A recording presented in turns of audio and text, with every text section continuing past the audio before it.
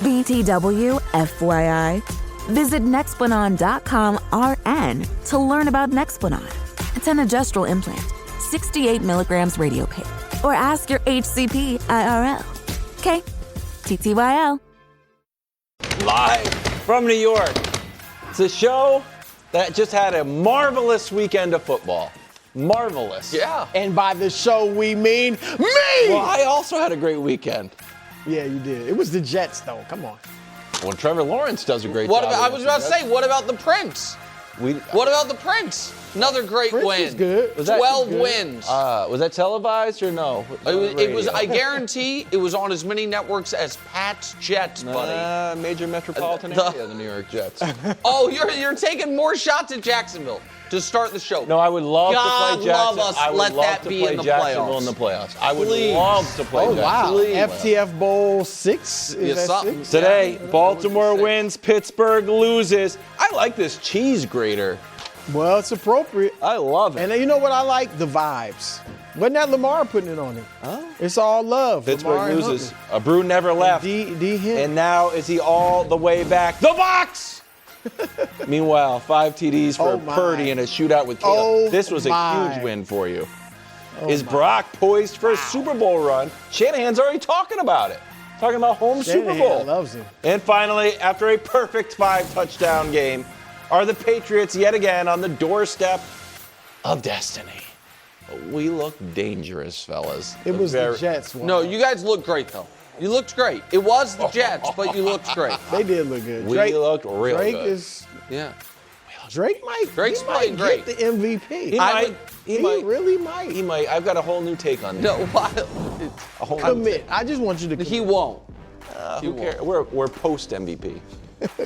We start with the Ravens running roughshod over the Packers. No Lamar, so Harbaugh was forced to remember that he had a generational running back. Derrick Henry had one of the greatest games of his career. 36 carries, 216 yards, 4 touchdowns, all season highs, career high in carries. Here's Harbaugh postgame. It's one of the greatest performances I've ever seen. You know, I mean, it was hard, downhill running, but also a lot of make miss. I mean, he's making guys miss. He's taking it inside, taking it outside. You'd be remiss not to talk about the offensive line and the tight ends, but also the wide receivers. I'm going to tell you, when you watch that tape, you guys go back and watch the tape, you're going to see everybody blocking. Okay, 200 or more rushing yards and 4 rushing touchdowns multiple times in a career. Jim Brown and Derrick Henry. Brew, you never really left. You said you would stay until the Ravens were mathematically eliminated. But there's certainly been a little bit of hesitancy to go all in. I haven't seen your toes in months. Are you all the way back? There was no hesitancy. Okay. It was just caution and realism. All right? Sure. But you asked, am I back? Yeah. Here's how I answer that. The box! I love it. The box, I love baby. the box. All right. Am I back after my Ravens, led by King Henry, went into Lambeau Field of all places? I love it. And demanded, Nick, some bratwurst sandwiches with Smell great. extra cheese. Oh. Wow. Extra cheese, of course, some chips. Did we cook them? No, these are real. Yeah. We gonna eat one for each of us after the show. Yeah. And, of course, a soda pop. Flip that around so it's on camera better. The box. After, There we go. after There you go. I Perfect. ate Flip it all around. of this, and I did eat in Lambeau, Yes. Oh, yeah. I got the itis. I got tired. Oh. I got sleepy because I ate so much. All right. And so I didn't feel comfortable relaxing in my suit and tie, trying to sleep, take a nap. Yeah, you don't want to go. There's nothing better than sleeping and relaxing in than the robe. Now, Wilds, I don't know that I've even worn this all year. No, we haven't seen I'm it. not sure I've worn the robe all year. It's just been waiting. Just on the shoulders, there's something cool Yeah, about we're that, just too. waiting. It's just been waiting all season. deserved it. I was waiting for the, oh, it feels good. It's so comfortable. So anyway, I relaxed in my robe, in Lambeau, and Nick, Yeah. I am incredibly confident. You can't be. Whether it is Lamar, and if you're healthy, Lamar, of course, we want you, or Tyler Huntley, whoever it is, it's all about Derrick Henry. The Ravens just found out Derrick Henry's pretty good. Well, let's give him the football. And I think he is going to have his way in Pittsburgh. We're going to eat some pierogies and all of that. And the Ravens, I think, are playoff bound in an AFC that is wide open. So I'm feeling real good. It just means Patrick Mahomes isn't there. that's all it means. That's fine. That's all we need. That's all we need. We can beat Josh. We can beat your boy Drake. We can beat Trevor and all the rest of them. All right. So here is why I'm delighted Ravens Brew is all the way back. Yes. I'm somewhat shocked that Ravens Brew is all the way back. Wow. Because Derrick Henry's a legendary player. And by the way, I think it has been a little overwrought analysis that the Ravens refused to give Derrick Henry the ball. I know there was one drive last week that he did not get the football. People kept saying, and they even said on the broadcast, he wasn't on the field after 12:50. Well, I mean, a big portion of that, the Ravens' offense wasn't on the field. They scored a touchdown at 12:50. Then the Pats got the ball. Derrick Henry's numbers with league ranks since joining the Ravens is not one of a player who struggles to get the football. He leads the NFL in rushing yards. He leads the NFL in yards per game. He leads the NFL in rushing touchdowns. And he is about 15 total rushes behind Saquon. So he's tied for second. So they have always known they can give Derrick Henry the ball. The reason that I am surprised that Brew is all the way back is I think this is fair. I think it's fair, I know it's fair. Because Brew's belief in the Ravens predates Derrick Henry even being on the Ravens. Sure. Yes. And while it is not exclusively about Lamar Jackson, he has been the biggest reason for your belief in the team is that culture of defense plus this transcendent quarterback. Yeah. I don't think he's playing again this year. Do you guys? Here is the sour in what should have been just a sweet weekend. In 2021, Lamar Jackson wanted a new contract. He hurt his ankle in week 14. John Harbaugh said he's going to work out before the game in week 15, and, we'll see how it goes. He never played again. In 2022, Lamar Jackson still, and deserved, and they should have given it to him, wanted a new contract. He then hurt his knee December 3rd. John Harbaugh said it's not a season-ending type of thing. He might be back this week, and if not, feel good about next week. He never played again. And in 2025, according to the Baltimore Sun, Lamar Jackson is trying to get a new contract. He hurt his back in week 16. John Harbaugh called it a bruise and then did not play in week 17. And today, Harbaugh left it open. So I just don't know. Didn't he not travel? He didn't travel years ago. Was that the playoff game? Remember there was a big hubbub that was 2022 was the playoff game, the one Huntley played. And Lamar was not there. Lamar wasn't there. Now, he was in Lambeau, obviously. He was in Lambeau.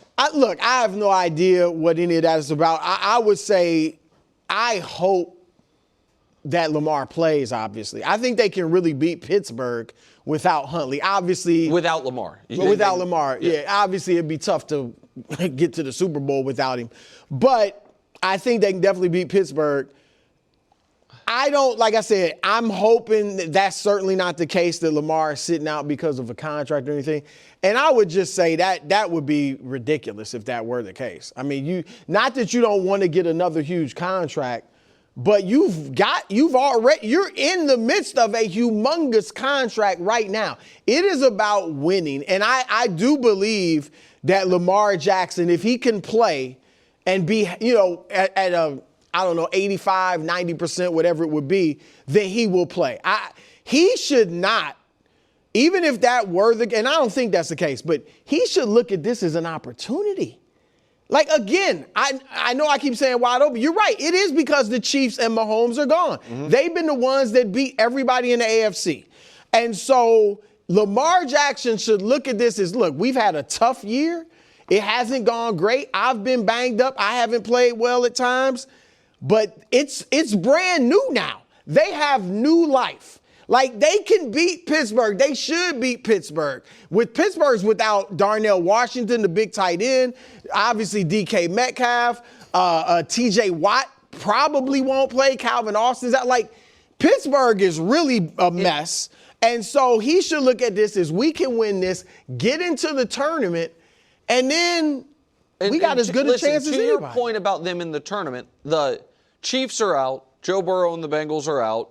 And if they were to play the Bills, it would be in Baltimore because the Ravens would have won the division. No, at any point they would play the Bills. It would have to be in Baltimore because the Ravens would be a division champ and the Bills would not be. And they should know they can beat the Bills. I'm not, but they played them very tight week one. It was a good game. But I just don't, I guess my level of confidence, I think it is far, far more likely, and I don't know where you fall, that Lamar doesn't play again this year than it is that we get Lamar, like the Lamar Jackson like a show Lamar.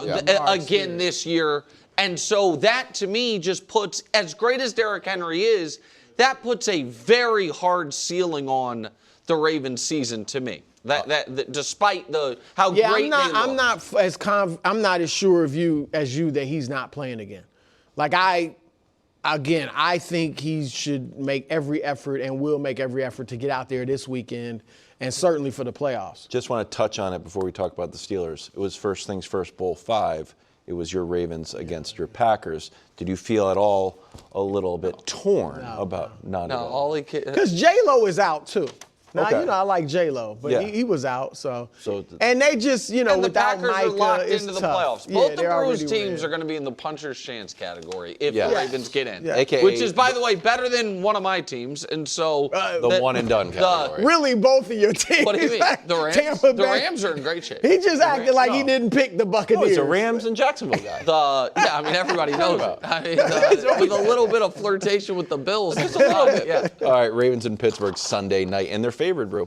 So the reason it's a win and you're in game is because the Steelers could only muster some field goals against Shador and the Browns. Rodgers throws for 168, no touchdowns. But look on the bright side, he didn't end up on the NFL films reel for the sack record like Brett Favre. Here's Myles Garrett and Tomlin. Take a listen. To an extent, I feel like they were more worried about keeping me away from Aaron than getting the win. And I think that's what came back to bite him. Was there too much focus or emphasis on keeping Myles Garrett from that sack record? Did you feel that from your offense at all? We didn't do anything against Myles that we don't normally do against Myles. The sack record's irrelevant. You buying that? Not really, but to me, that's not really the story. The story is the entire reason you signed Aaron Rodgers was to win that game, and he was terrible. And the Steelers' season, for all intents and purposes, the Steelers' hopes of, in a wide-open AFC, going on a run and doing Aaron Rodgers is a champion in this league. Mike Tomlin's a champion in this league. What they are, I understand they're trying to break personal droughts or whatever it is, but the goal is to go on a real playoff run. And the chances of that ended Sunday afternoon against the Cleveland Browns because Aaron Rodgers was awful, flatly. And I understand the Browns have some gaudy defensive numbers, and Myles Garrett's a legendary player. The Browns have allowed 26, 31, 31, and 23 in their last 4 games. The Steelers scored 6 points. Shador Sanders was turning the ball over, setting up short fields early in the game. The Steelers could not take advantage. And Aaron Rodgers' insistence on, I don't even know what to call it. Now, if I sound like someone that had a large financial investment in this game, it's because I did. But I had a very close eye on it for a lot of reasons. And Aaron Rodgers on 4th and 1 early in the game, going for a kill shot to Scotty Miller for no reason is asinine.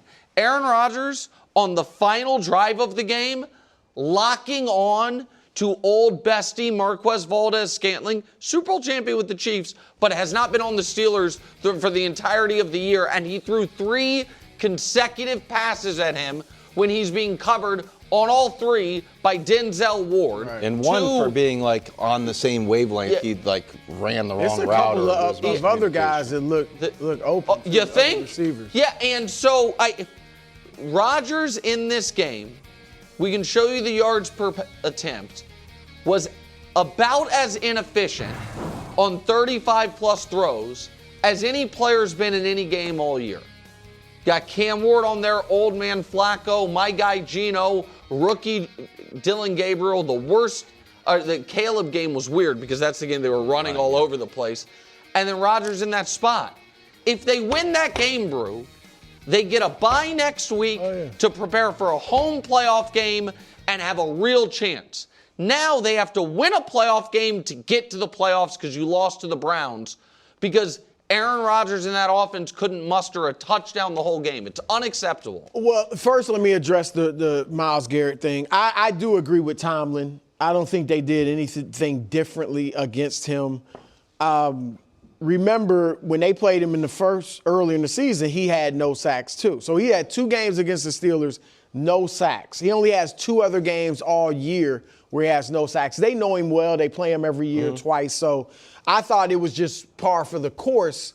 I think Myles Garrett said that because he was upset that he didn't get the sack record. Now, I do think Rodgers was getting rid of the ball quickly. He had said that he didn't want to do the Brett Favre thing with Strahan and be the one to get sacked. And Garrett had said it'd be great to get the record against Aaron Rodgers. So I think Garrett was upset that he didn't get it. He probably felt like Rodgers was getting rid of it quickly to avoid the sack. So I think that's where that came from.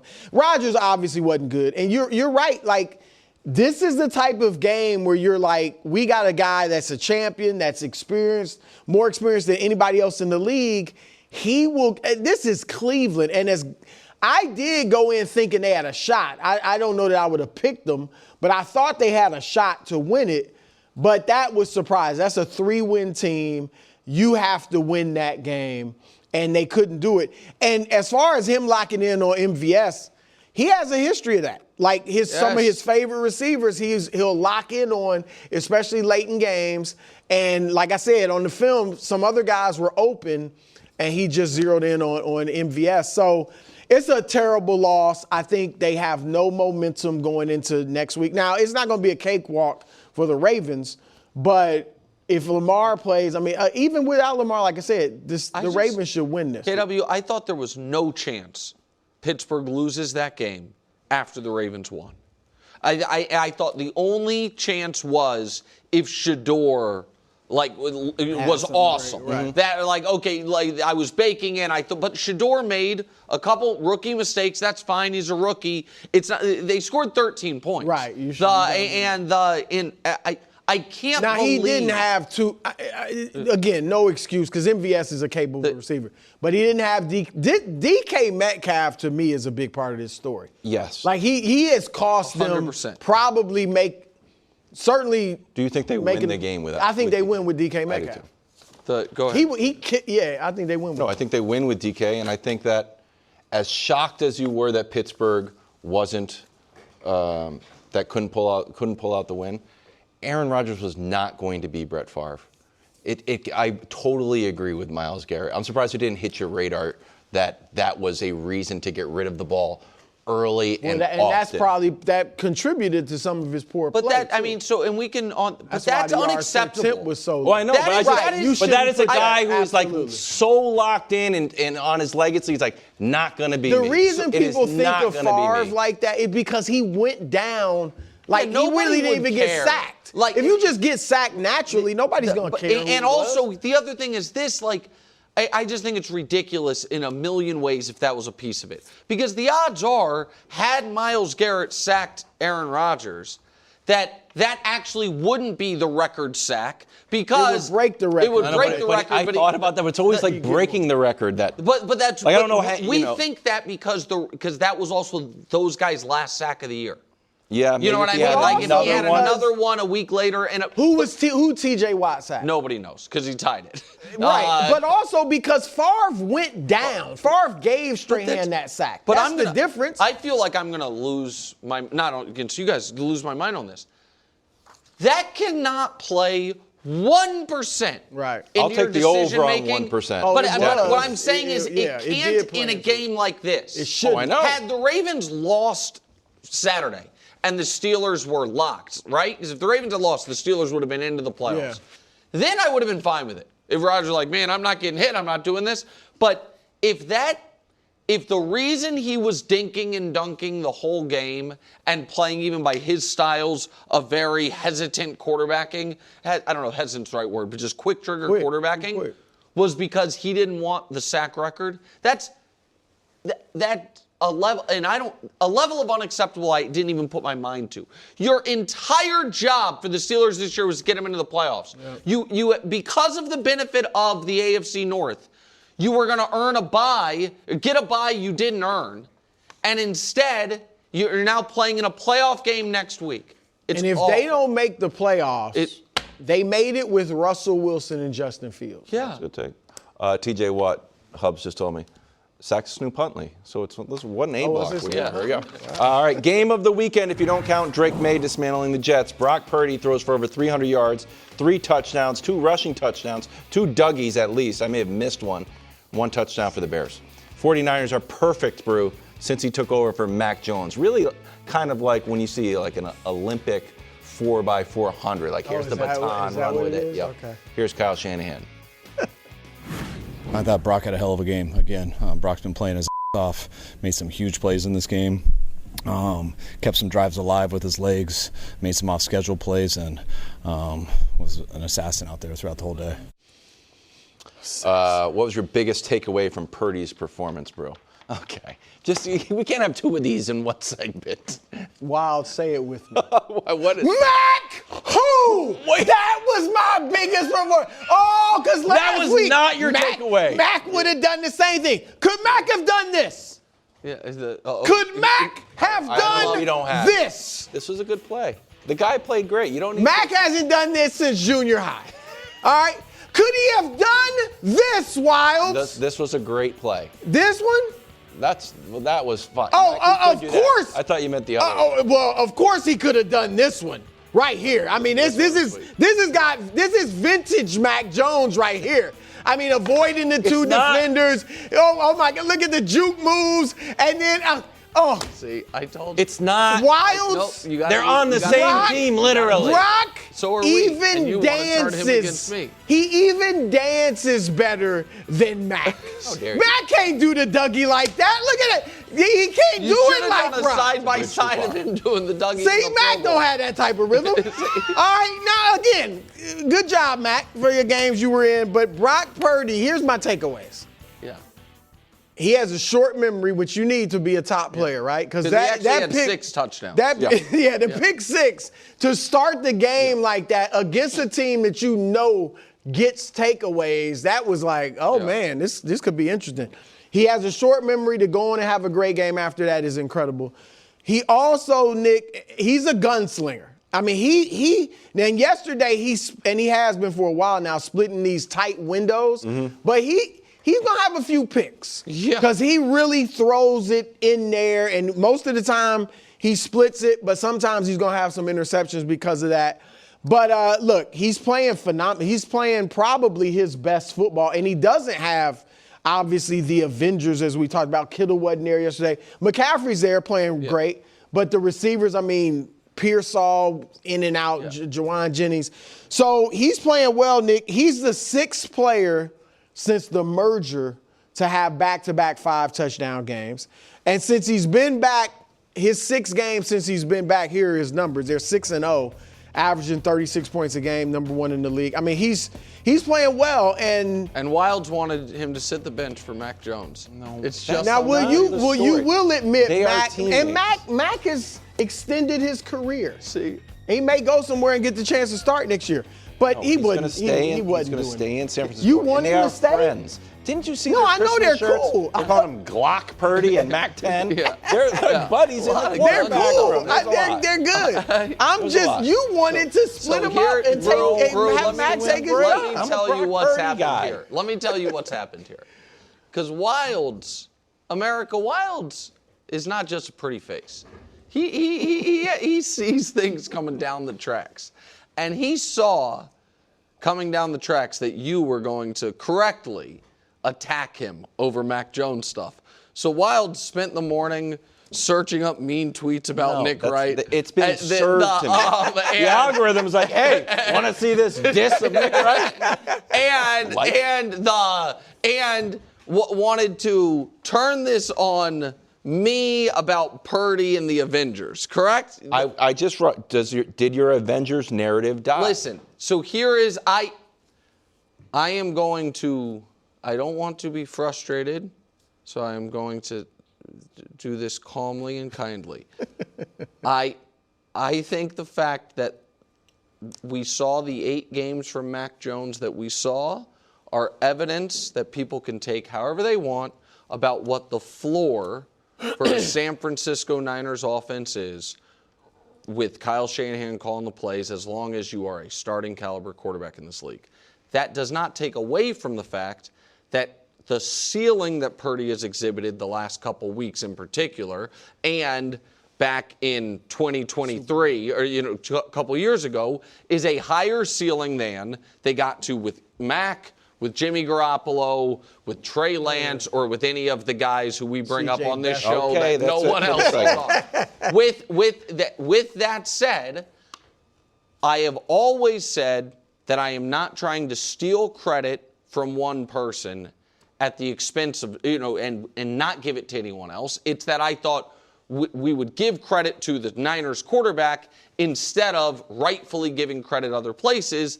And in this case, what I will say is, and Purdy was sensational, last night was another example of how unreal Christian McCaffrey has been this year. Great year. And if you look at Christian McCaffrey's numbers for the season, I don't know where he's going to fall in the 3, 4, 5 of people's MVP ballots. Yeah, but I feel like if they get the number 1 seed, he's going to be on. I feel like listen, we know it's going to be Stafford, May, or May Stafford 1, 2.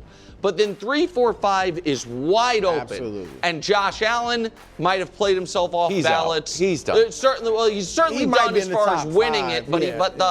But there is. And Garrett hasn't run. And remember, he was supposed to demolish. Garrett's not going to break the. Garrett might not break the record, I should say. Right. JSN's slow. Jonathan Taylor's off. Christian McCaffrey's just ability to move the chains, and he had one of the long runs that I know you wanted. Yeah. So Purdy was sensational. But Caleb was great, too. We'll talk more about him later. McCaffrey has been the only consistent piece of that Niners team all year. Yeah. And they're aside from Shanahan. I don't think he's going to get the 1,000, the 2, He would need 100. 150 yards receiving or over less 100. than, no, he would need, I think, 110. 110, that's going to be tough to do. Hard. But all right, was that a Super Bowl performance from the Super Bowl champion Eagles? You said not? I'm just asking a question. I'll also give you the answer.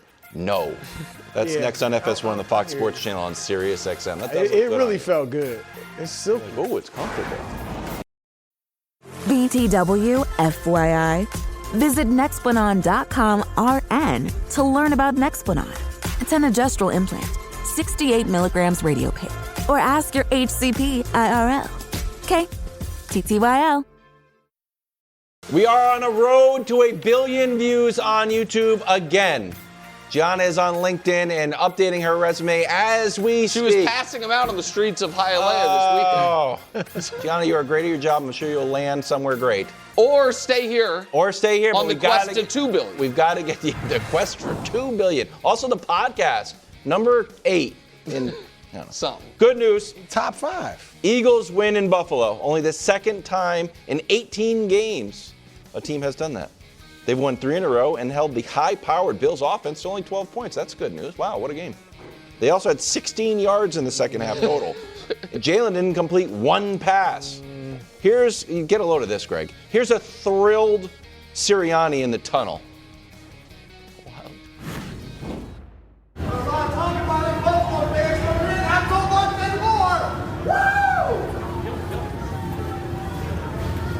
Not so much anymore. Love this. That's your guy. That's John Madden. Nick Cage is playing John Madden in the movie. Who's gonna play Sirianni? It's just, you know who he's mad at there? Because I thought, Greg, he was talking about like Bills talking trash.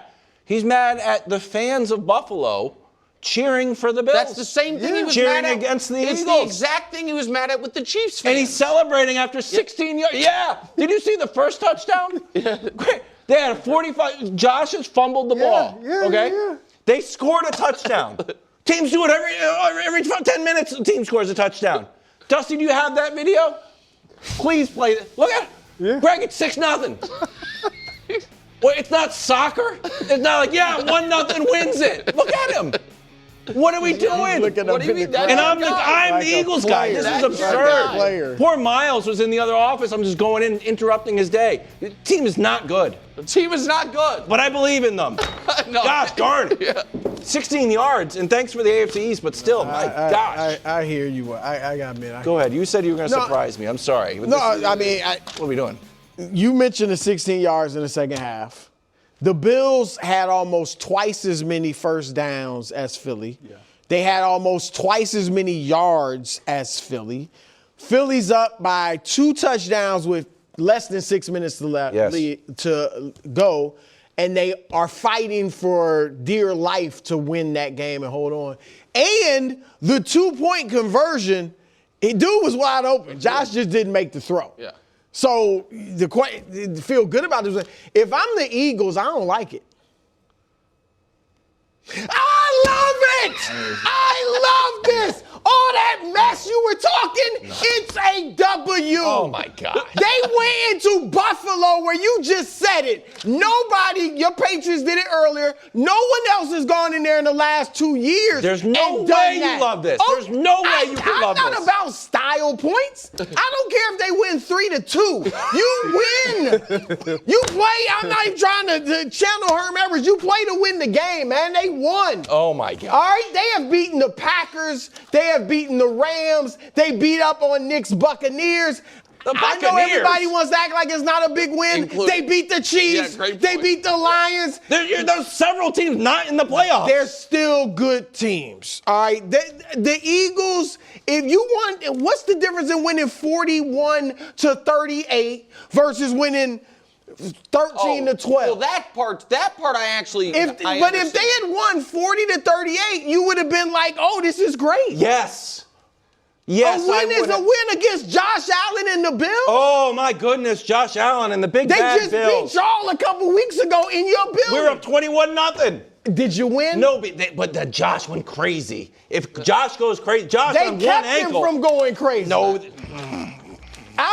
You 16 yards. You can't defend 16 yards in the second half. I get it. You got stuff to work on, but darn it, I feel good about it. Next week we get 25. They just did that to the Bills. They can't do that to anybody else. They did it to Jordan Love and the Packers too. Held them to what, 7? Yeah. Come on, man. Look, 2 things can be true. You can feel good that you won the game, and you can also not feel good about how you won the game. Correct. And that's rather learn in a win than a loss. That's me. When I watch this team, like obviously there's some great takeaways. You look at Vic Fangio and what he's doing with that defense. Great. They're playing Super Bowl caliber defense. Yep. Then you look at that offense, and it's like, do you have the same mindset of the guys on the defense and the guys that's play calling on the defense? Because I just don't believe that they do. All these weapons, and you can't produce anything offensively in the second half. It's frustrating. And if you're a fan, it's frustrating. If you are a player, I see why A.J. Brown has always spoken up. Because you cannot go into the playoffs, regardless of what you're saying, a win is a win is a win, feeling good about that. You just don't. It wasn't the same thing last year? No. How'd that end? No, because they could run the ball. What do they do excellent right now offensively? So Brew, I thought the point you made at the end was a correct one, which is we don't kill teams for game. Oh, perfect example. Bears, Niners last night. Yep. Yes. A offense, Can't stop F anybody. defense. Yep. It's like game of the year.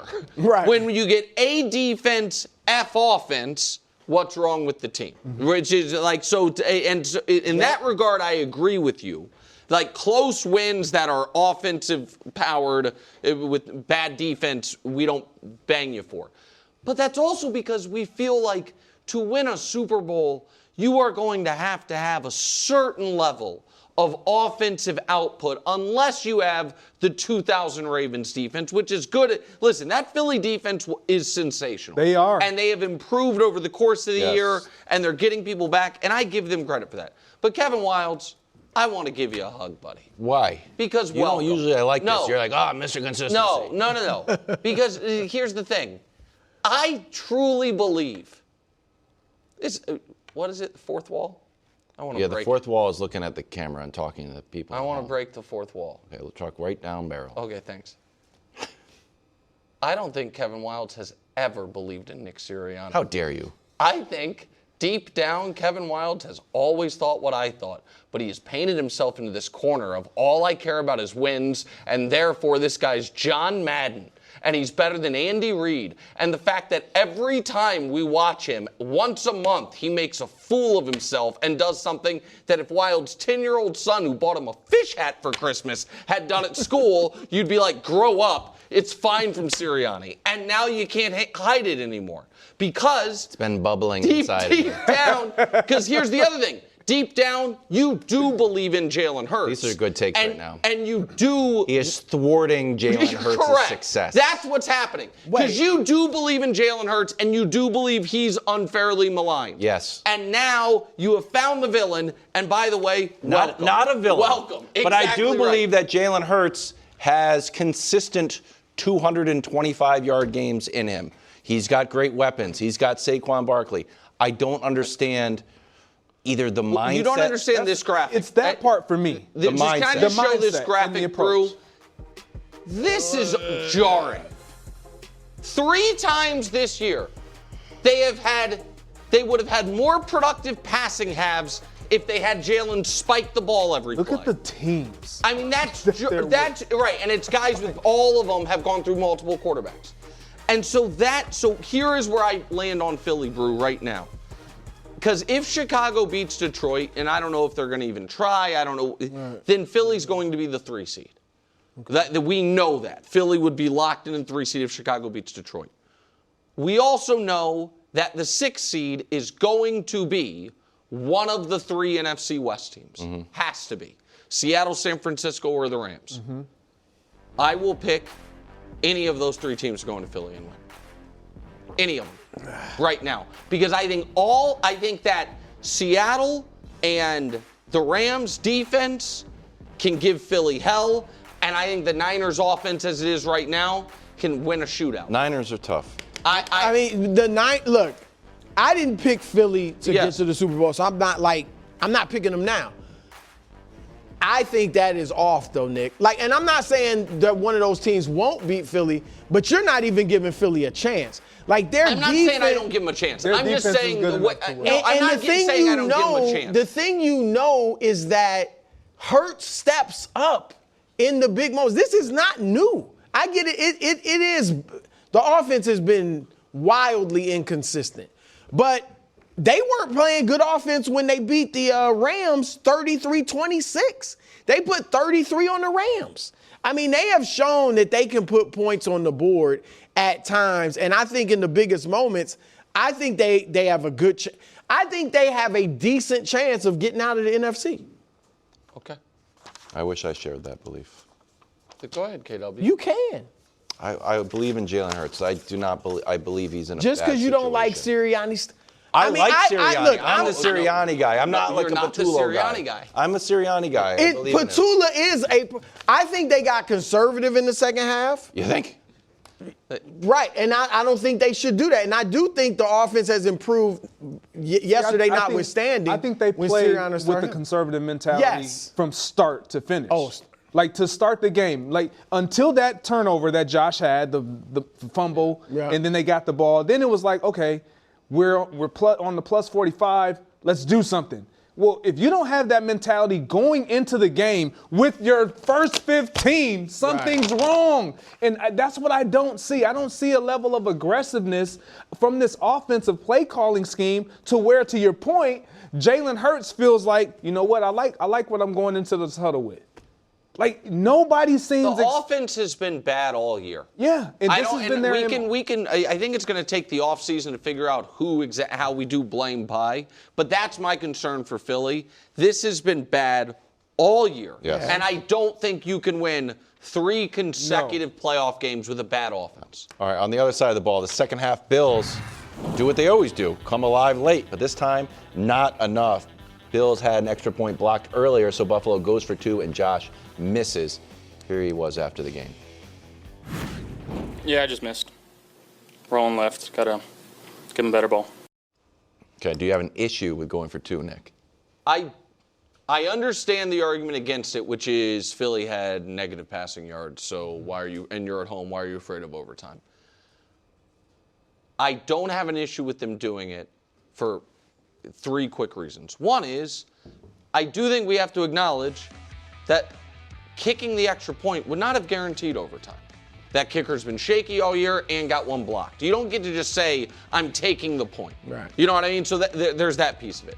The second piece of it is, I also think that Sean McDermott understood, like, we'd like to win this game. We don't have to win this game because the division's probably out of reach as is. Our seeding is not. It's the difference between 5, 6, 7. There is a difference. I'd rather be the 5 than any of the others. So I do think that matters to a degree. But I think I don't think he really wanted Josh Allen, however compromised he was, playing another 10 minutes. So I just don't think they liked the idea of going to overtime.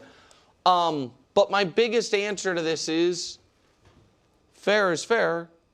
Josh needs to hit that throw, and Josh needed to play better in this game. Josh had, in my opinion, 3 really, really bad mistakes, all of which swung points in a game that came down to 1. The first one, I'll be fair, I didn't think it was a fumble. I thought that was a pass. However, I thought it was a fumble. What I know is this. Just watch Josh after. He didn't even react. And then watch, hold on. No, he reacts. He's yelling at the ref and pointing at the ref, and his 400-pound offensive lineman is running the ball still loose. I think that's bad. I think that he's got to go after the ball. I think the play, and this is kind of a Josh special of not our Josh, but Josh Allen, you're at the 23. Okay, no, I'm sorry. You're at the 27-yard line. Here? Yeah, he takes him out. And you take a 20-yard sack. They would have liked to have 3 points in that spot at the end, and then the missed pass at the end. So I just think the reason I believe in the Bills this year is I think they're going to have, on their side of the bracket, the best quarterback. Yesterday, he was not that. He had some moments, but he was not that. But I don't have the problem with him going for 2, bro. No, I'm fine with it because, yes, I get it. Philadelphia wasn't moving the ball. To your point, they were being conservative. Maybe they let that go in overtime and open it up a little bit. But also the Bills weren't moving the ball. Correct. I mean, they got short fields. That's why they were able to tie or come close to tying the game.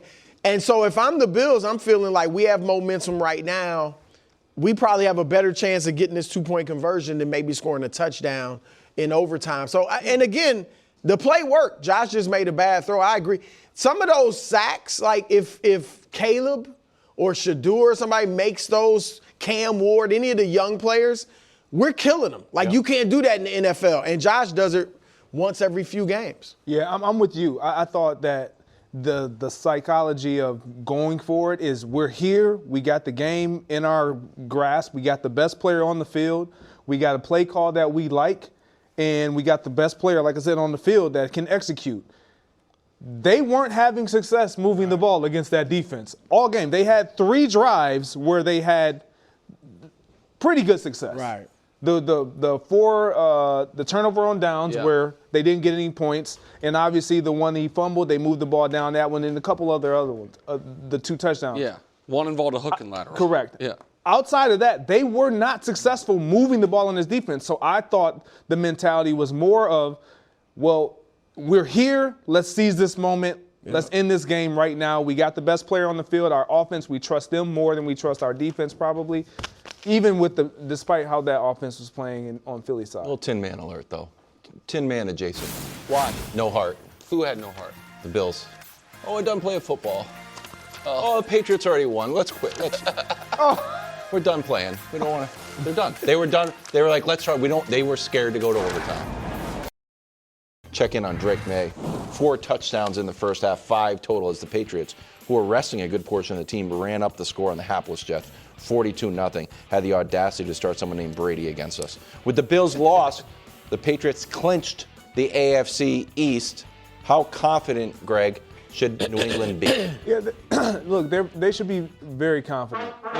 We'll be there right there in a second. Thank you, Greg. Sorry. You guys gotta stop falling for it. You gotta stop answering. Where did Wilds go? This guy. Oh my God. Hats and T-shirt game for every. Oh, shoot! That's all right. Not used to winning the AFC East. It's been a few years. I got a lot of stuff going on. Gentlemen, thank you for your professionalism. Here we go. Door of Destiny hats for everybody. Wow. Thank you. I'm going to Nice. No, it's just for your family. I like too. it, Wild. Hey, let's go. You're welcome. I like it. You're welcome. Let's go. Greg, you were Wild. talking about how confident New England should I be. was. This is your I size, was, and- small.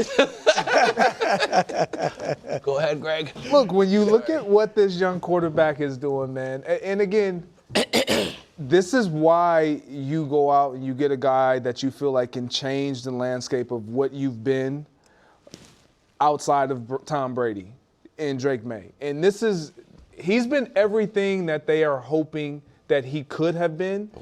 And playing against the Jets yesterday, and it matters more for him than a lot of other quarterbacks because we haven't seen him obviously in the postseason. But what we have also not seen is him just play absolutely poor. Right. We just haven't seen it. And so for me, there's nothing that would make me believe that even having not seen him in the postseason, he's going to play poor regardless of who the opponent is. And I say that because every time he goes out there, he looks prepared. Yeah. They look ready to play. Offensively, he has everything under control. He's calm. He plays the same way every single time. And he just delivers, man. So, look, this team should be confident because of that guy. No offense to you guys, but that was music to my ears.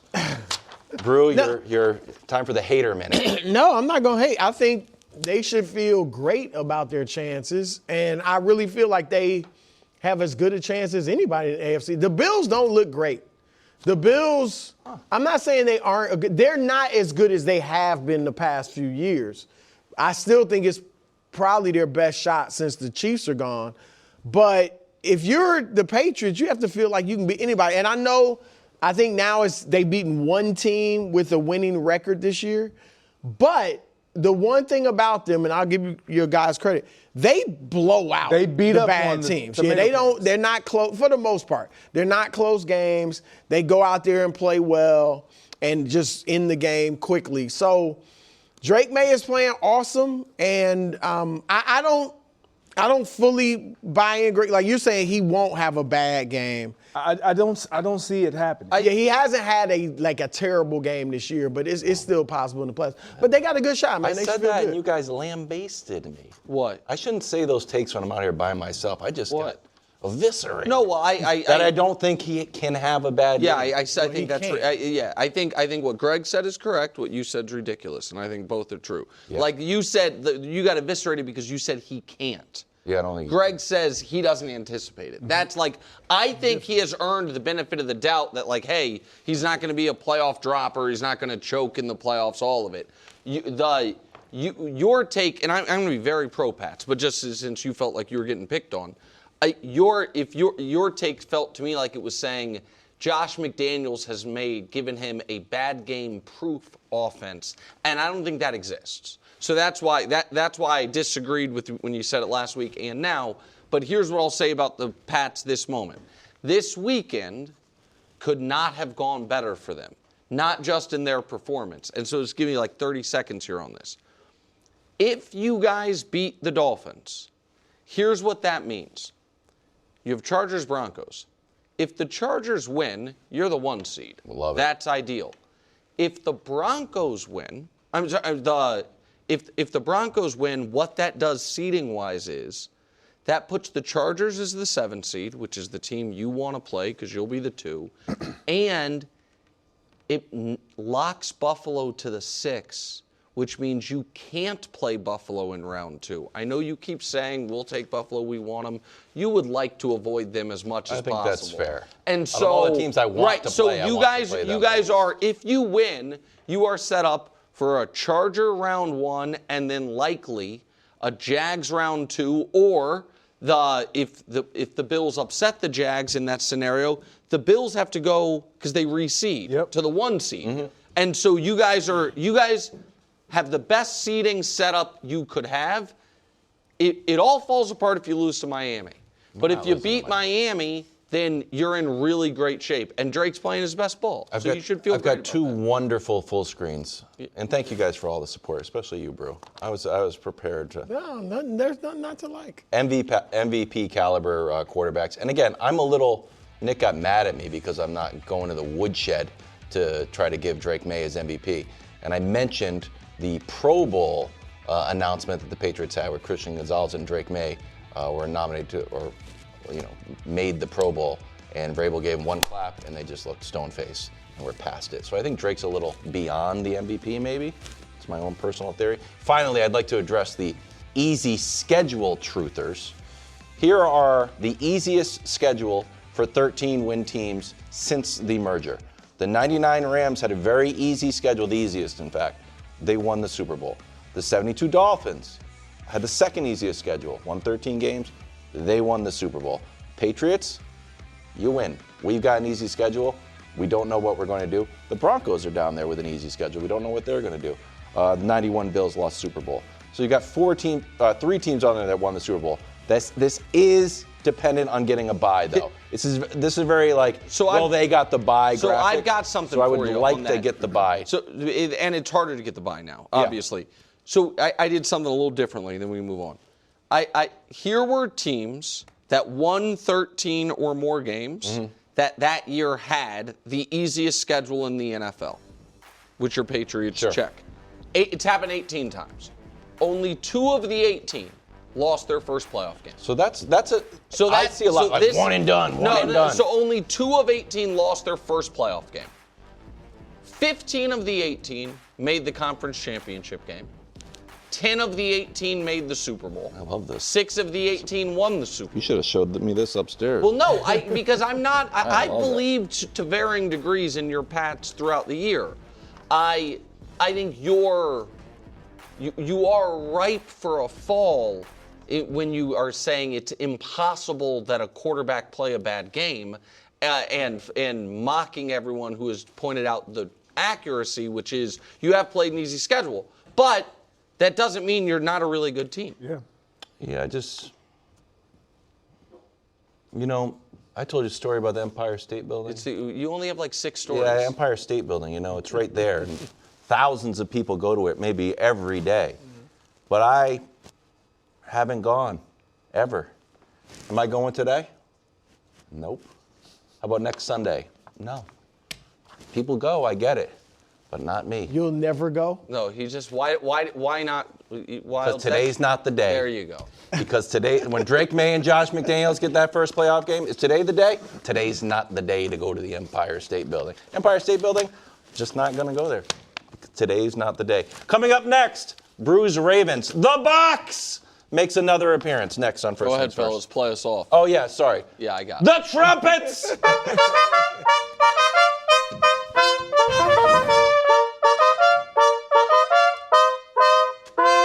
Oh. He cut the fall. Live from New York. I'm just saying. Don't do it. Don't say the show thinks. Say I, Kevin Wildes, think Stephon Diggs is better than Amon-Ra St. Brown. Yeah. Because that's the take. You said it. I'll see one guy in the playoffs. I'm not. Well, so he's better than Justin Jefferson, too. He's not. And Chase. And Jamar Chase. Can we and stop CeeDee your Lamb. I don't need to dim anyone else's no. candle. You seen the Cardi B's Instagram? She wants all the Patriots smoke. So if you want to get in her crosshairs, go for it. It won't be old Kevin Wilds and Stephon Diggs, I'll tell you that much. Top 5 receiver in the NFL. He's playing like a top 5 But he's not. He's not. Once Yes, upon he a is. time. He's been This is where you Passer rating when Drake May's passer rating when targeting Stephon Diggs is great. It's historic. Yeah. His completion percentage when targeting Stephon Diggs really good. is historic. He is He has some games where it's like 3 Made some catches. phenomenal catches. He's Leadership. been great. You know what else I look for? He has good stuff news. off the field. He Goes well. out, he tells everybody keep their chin up. KW, he's been great. He's not better than Amon-Ra St. Brown. Amon-Ra, I'm not going to say anything bad about him. I like Amon-Ra St. Brown. I'm not going to dim Amon-Ra St. Brown's candle and make Stephon Diggs brighter. I love these cheese graters, Greg. I'm going to get you one for New Year's. Oh, wow. First things first, Bowl 5. Brews Ravens win. Unfortunately, Brews Packers lost, although he didn't seem to care. Meanwhile, are we sure the Bills are an AFC threat? We discussed, but right now, well, defense and running the ball has been in the Ravens' DNA, and John Harbaugh just did a 23andMe. Oh, yeah, we've got Derrick Henry. I just discovered it. Right. Season high, 213 yards, 4 touchdowns. Here's Derrick Henry himself. Tonight was just really fun. Just like Coach said, I did the prayer before the game, and I just talked about guys just playing free and trusting and believing in each other. Now, we've been through a lot this season. There's no shying away from that. Hats off to guys just blocking, O-line, like Coach Harbaugh said, tight ends, receivers, fullbacks. It's the unselfishness of them, sacrificing, their bodies, for us to have success in the run game and dominate the line of scrimmage and dictate the game the way we want to. Do the Ravens find their winning formula, bro? Look, we've been saying all year, give the ball to Derrick Henry more.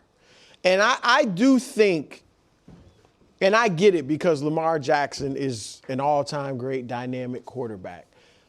And Henry was phenomenal last year, as was Lamar.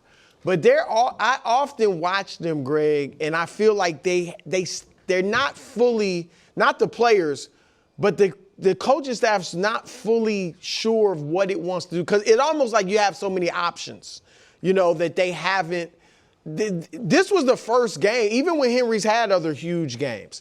This was the first game where it was just like old school. We got the best running back or one of them in the league, and we're just going to ride him. They never do that with Lamar, which I get because he's Lamar Jackson and he can do some other stuff. But there are times, particularly lately when Lamar has been banged up and hasn't played at his best, that you could feature Henry a lot more. So, look, Henry, the thing too, and you hear, you always hear former players talk about this, he's getting better as the season goes on. His last 3 games, he's averaging 100, or his last 4 games, he's averaging 135 yards a game. The last 3 games, he's been over at 100 yards or more, and he's averaging like almost 7 yards a carry. So, and then later in the season and later in games, defenses are a little bit worn down. So this is the time I would try to ride him. Look, Steelers held him to 94 yards, I think less than 4 yards a carry when they beat him a few weeks ago. So I'm not saying it's going to be easy. And if Lamar does play, obviously I want him throwing more than Tyler Huntley. And, but don't shy away from being more Henry-centric, even if Lamar plays, particularly if he's diminished because of injury. So, yeah, I'm going to try to ride Henry to victory if I'm the Ravens. Look, I think for this season, based on what we've seen out of Lamar when he has been healthy, whatever version we've seen of him, this is shown to be a proven deal. You give a volume back, volume touches, he's going to end up having success. That's been Derrick Henry throughout the course of his career. The issue with the Ravens is you have one of the most dynamic, scariest players under center in Lamar Jackson. And so as a play caller, you become torn. Because it's like, do I continue to lean into Lamar or Derrick Henry if it's not working early? And I think that's what they've run into. If it doesn't work early, it's like, okay, Lamar, go. Or if and then they don't go back to it. So for this week, going up against the Packers, a banged up front, not great showing against the run even last week, it looked great. I don't know if this is the key to winning in the postseason. It's a part of it, but no, yeah, I think you have to have Lamar if he can play. You know, you want him throwing the ball and running it if he can, but I think it's a formula for beating Pittsburgh. And listen, I think it's been a bit. Some Ravens fans act as if that Derrick Henry is just a forgotten man because he wasn't used in a drive last week when he should have been, and that to me is just not the case. I think John Harbaugh's had some game management problems. That's well established. They have more blown double-digit leads. And I think Todd Monken at times has called plays as if he is trying to prove something rather than trying to win the specific game. I've levied those critiques. I think those critiques are fair. But over a large sample of Derrick Henry's career with Baltimore, which is the last 2 years, what you have is the single most productive and the second most used back in the league. He leads the league in rushing yards. He leads the league in yards per game. He leads the league in rushing touchdowns. And he's a handful of rushes off leading the league in that, but he's tied for second. So he is not, a forgotten man. He is maybe just not used in fourth quarters the way people would like. What I am, KW, here is my concern for the Ravens and really concern for Lamar. I think there are 10 ways the rest of this Ravens season goes that's disastrous for Lamar/Harbaugh, and only one way it isn't. So here's what I mean. Do we think Lamar is playing on Sunday? My guess is no, but it seems like it's up in the air, right? If he does not play, so let's take that. He doesn't play and they lose. Yeah. I think Harbaugh probably ends up getting fired. You know what I mean? And we'll figure out why Lamar, for the third time in 5 years, all 3 years where there was some type of contract negotiation going on, he wasn't available for the end of season playoff push. That will just be what the history is, and we'll see what it was. That's not good for him. Mm-hmm. He doesn't play and they win. Now they're in the playoffs. Man, Lamar comes back, and this team, how are they going to beat the Steelers? By riding Derrick Henry, right? Comes back for the first playoff game. He's a lesser version of himself. He already has had, not great playoff history. There's only one way Lamar comes out of this in better position than he was. This is the year when he's dealing with 6 different injuries, he finally goes on that run, or They won 2 games in a row, one of their best wins of the year. Their 2 best wins of the entire season have come in games Lamar didn't play. Everybody knows he's a demonstrably exponential better player than Tyler Huntley, but oddly, the Ravens' 2 best offensive games all year have come in games Lamar didn't play. Mm-hmm. That feels like that's bad for the Lamar-Harbaugh relationship. Like, you understand what I'm saying? Like, he is either going to miss the rest of the year or come back from an injury that was enough to keep him out of a must-win game when we have seen him come back from injuries, not play his best. I just don't. If he comes back for, let's say they win with Tyler Huntley against Pittsburgh, he plays in the playoff game. For sake of argument, let's say they lose to Buffalo or whatever. Yeah, sure. You think it's just another playoff loss? It's another one and done in the playoffs. If he plays well, then it's hard. No, if he plays well and they lose, then maybe not. Especially but it's hard for me to see like them. I don't think the Ravens. We're yet to see that playoff game happen. The one where Lamar's excellent and they lose to because the defense is playing better. A clean game. It just feels what I feel like is the high water mark of the Ravens season when it's over will be Saturday. No matter what happens the rest of the way, that when it's over, we're gonna say it was Saturday. Oof. See, I think Greg, Lamar has to be looking at this as an opportunity. I mean, again, no Patrick Mahomes, no Chiefs. this AFC field full of young quarterbacks, unproven quarterbacks, even though it's been a terrible season for them, if they can get in the playoffs, I don't know what his injury, how serious it is or whatever, but I would think you're looking at this like, man, we can turn this whole thing around. This can be the year we can win it. And the thing, Nick, I think you will agree with this. If he is in the playoffs, and let's say they use the same game plan they just used, and they ride Henry, Lamar doesn't put up huge numbers, but they get to the Super Bowl. I mean, Peyton Manning, it doesn't matter. Like, Lamar's got to understand, it don't matter what his numbers are. He just has to win. Go ahead. Sorry.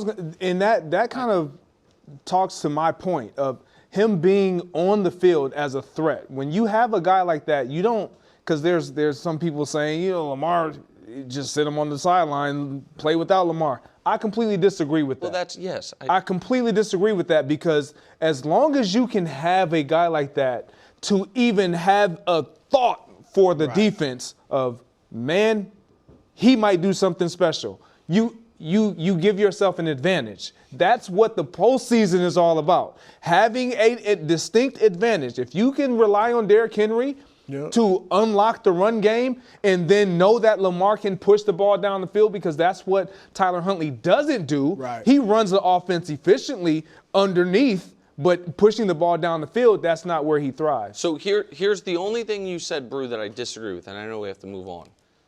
You said, I don't know how bad Lamar's injury is, or something like that. I feel like we do. It must be devastating. He was ruled out, essentially called doubtful, 2 days prior, and did not warm up pregame in an elimination game on Saturday. So if he had an injury, that it's or something far weirder is going on, right? Either this injury, despite Harbaugh calling it just a bruise on Monday, and then on Wednesday clarified it further, that the injury was so significant that it wasn't even like he's going to test it out pregame Saturday.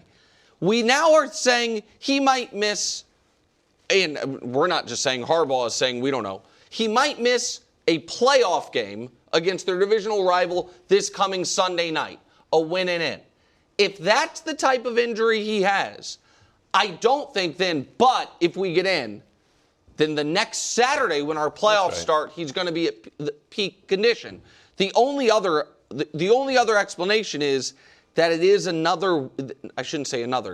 it is oddly contract related, and that is a different type of devastating. That's right. Not, that would not be. That good. Can't. That and so that would not be good. That's why I'm saying I feel like we're in a rough spot where if he was not healthy enough to even attempt to play Saturday, we're going to see the best of Lamar in the next 12 days. I wonder how much of your analysis of this has been colored by Harbaugh's awkwardness at the podium and his lack of maybe nuance in describing Lamar's injuries. It's not just Harbaugh. Todd Monken's done it too, and it is. I don't think it's just that, and I think that I know I've been banging this drum. It feels like all season. But I also took the timing of that article last week that we all kind of agreed that came from the Ravens, as because it was a hit. It was all nasty about Lamar. It couldn't have come from Lamar. Not say it wasn't accurate. That it was a Ravens team displaying a level of frustration with their superstar player that does not line up with, man, the guy's just gotten unlucky this year with injuries.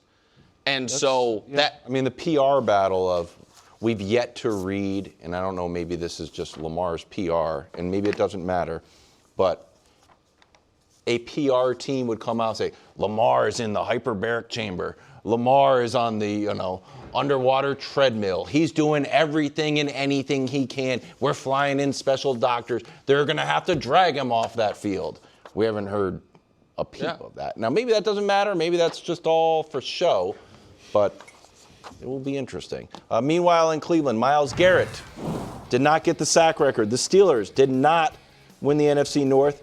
Rodgers did not get a touchdown. Here's Tomlin and Denzel Ward on the final 3 plays of the game.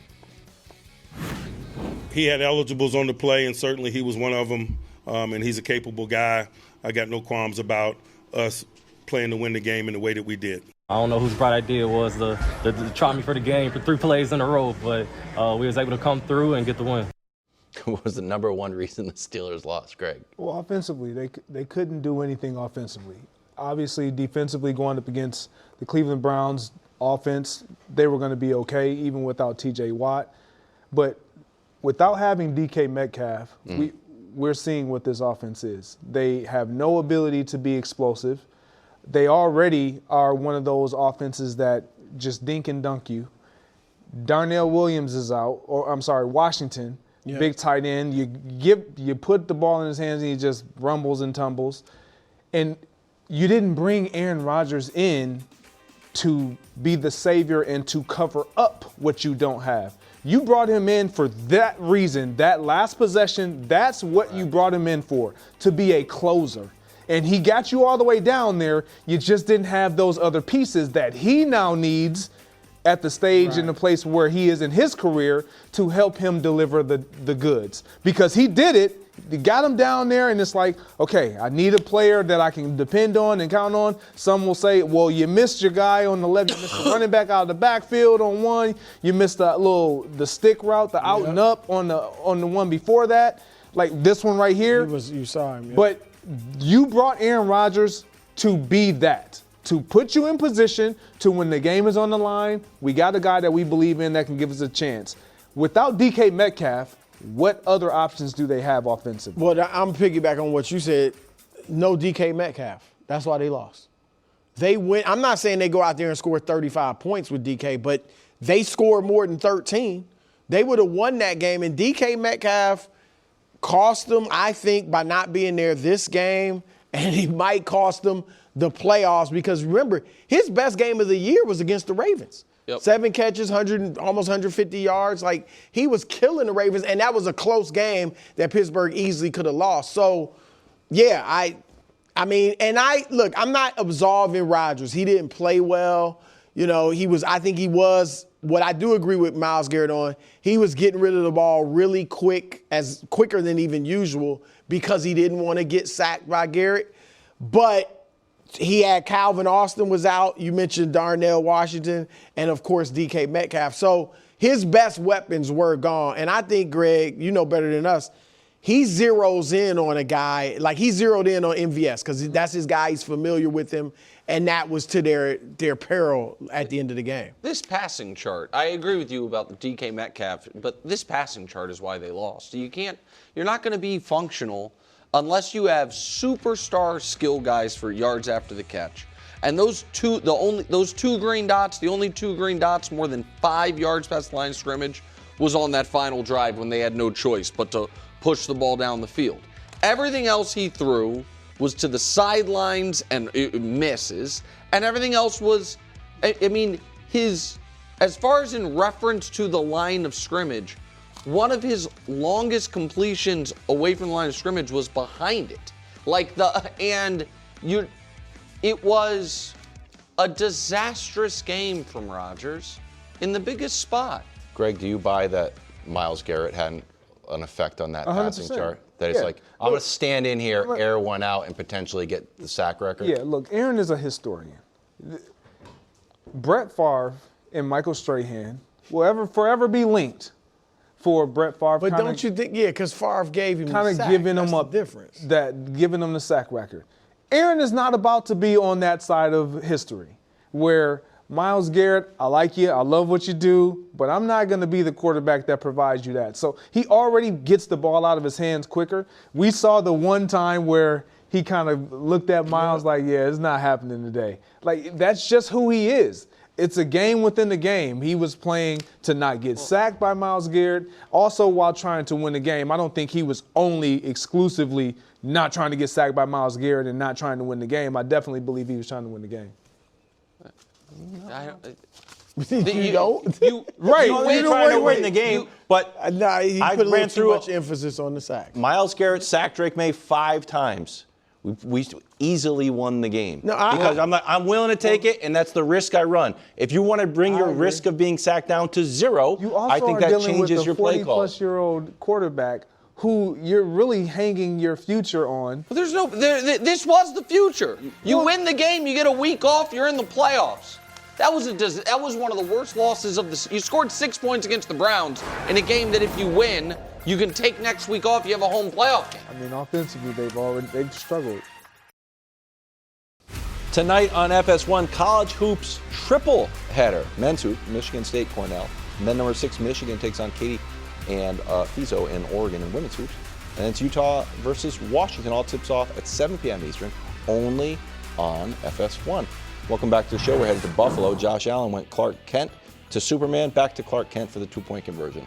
Fumble led to an early touchdown for the Eagles. Bills dropped to 11-5. Are looking at the road on the playoffs if they try to get to their first Super Bowl in a long time. Here's Josh Allen. They got a good defense. That's the defending Super Bowl champs for a reason. They had a good plan. They get paid on that side of the football too. So, again, it just comes down to us executing, making one more play than they did, and obviously we saw that we didn't make that last play. I didn't make that last play. What's this loss mean for the Bills? Well, that in all likelihood, it's road games the whole way to the Super Bowl if they were to get there. And we can show you Josh on the road in the playoffs. It's the record is obviously 0-4. One of those is the 13 seconds game where he was brilliant. Overall, those stats are not awful, but it's not as good as his home playoff games, even if you take the win-loss record out of it. It's more yards, but it's less efficient.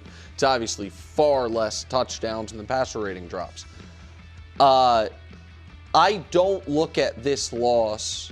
I don't look at the Bills' quality as a team drastically different because Josh missed the 2-point conversion rather than he hit it.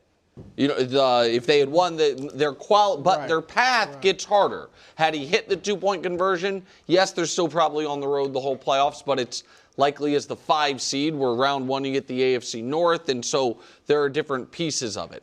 I still feel like they have Super Bowl upside. I have a question for you, my friend, because I don't think you thought they could lose this way. Maybe I'm wrong. But where their defense does awesome. What I've heard from you most of the year is the big flashing red light concern is the Bills have a terrible run defense. Yes. And so in a weird way, did this game make them scarier for you? Hard to judge anything about any defense when you're playing Kevin Patullo's offense. Let's see. They gave up a total of over 400 yards on the ground coming into this game against the Browns and the Patriots.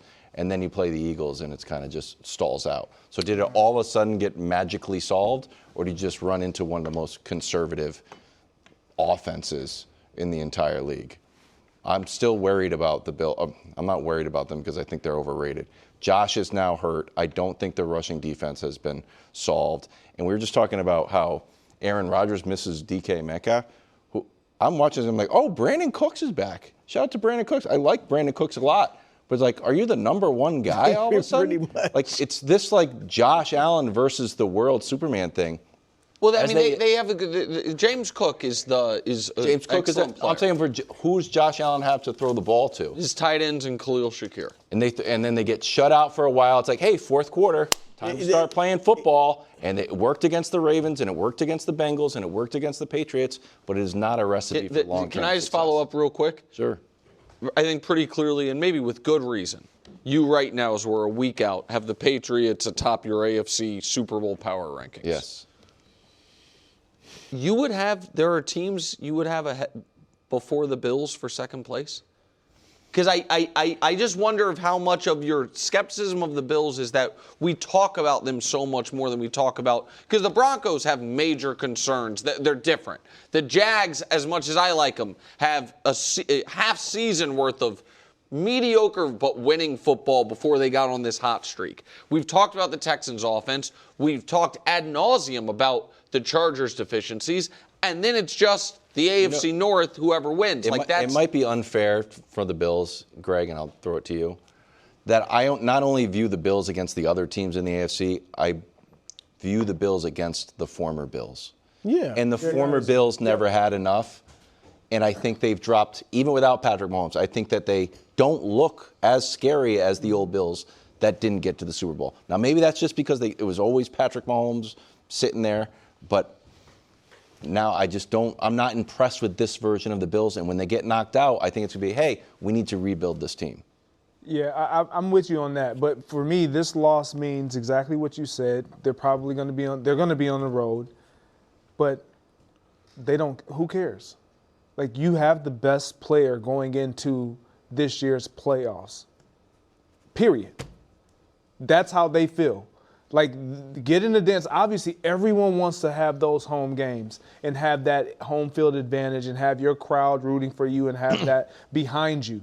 But when you have the best, what you feel is to be, however injured he is, the difference maker, line it up. Because what we saw last night or yesterday is exactly how they feel. We're always in it. And he's going to always put us in a position to where we have a chance to win the game. So I think they'll be just fine. Look, I don't think the Bills stink. All right. But I am, and I give them a shot in this. I give them a shot in the AFC. But I'm starting to come along your side. What a day. They're not impressive. They're not Thank you, bro. They got Josh Allen, who's great and wild. And we saw it yesterday, and we've seen it recently. They have not looked good in a long time. They have trouble putting together 2 full halves of good football. Yes. All right. They didn't look good yesterday. They came on strong at the end and had a chance to win it. But overall, didn't look good. Last week, they struggled against Cleveland. All right. And I know Cleveland just beat the Steelers, but we know Cleveland's not good. All right. They played a terrible half against you guys and then a great half. All right. The week before, they were, who was it? Cincinnati. They were fortunate against Cincinnati because Joe Burrow had some brain freezes, right? I mean, they beat Pittsburgh handily. That was a good win. But they haven't played well overall for a long time, and they don't play well for 2 halves. If they were the Eagles, we would have criticisms. I mean, I feel like we nitpick the Eagles, and I get it. There's nits to pick with the Eagles. But it's the same thing with them. It's Josh Allen, and they do have a great offensive line. They got James Cook. But we are all, those of us who are saying they should win the AFC, it's all because of Josh Allen. Yeah. Well, but if the Ravens get in, you're going to say the same thing. If the Ravens get in, I can say the same, especially if Lamar plays Sunday and looks good.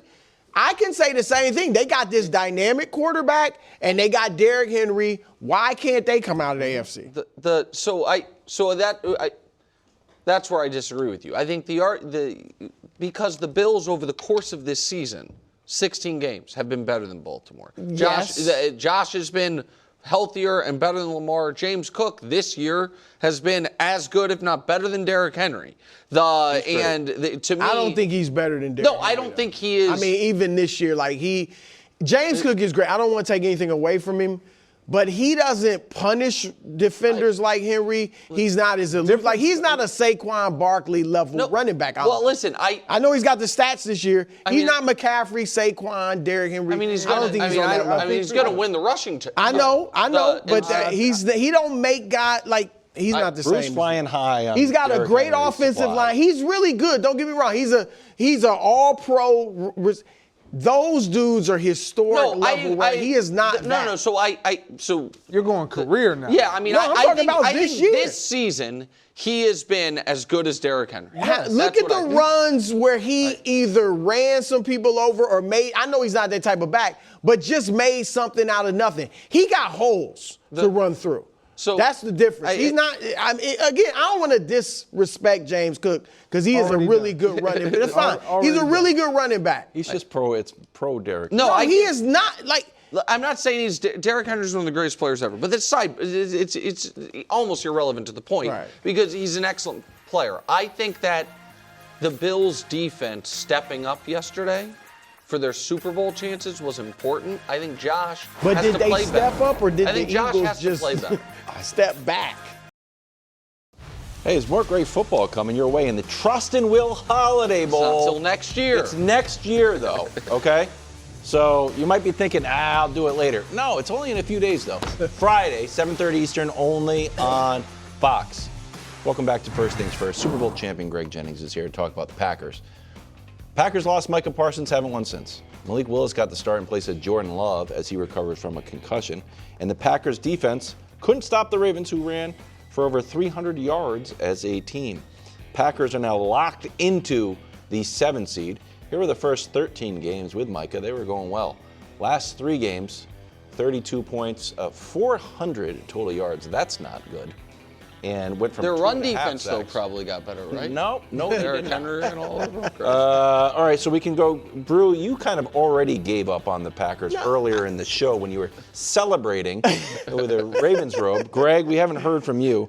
Are the Packers done? Give it up. But... Not writing the Packers off. They're not done. However, I don't feel great about them.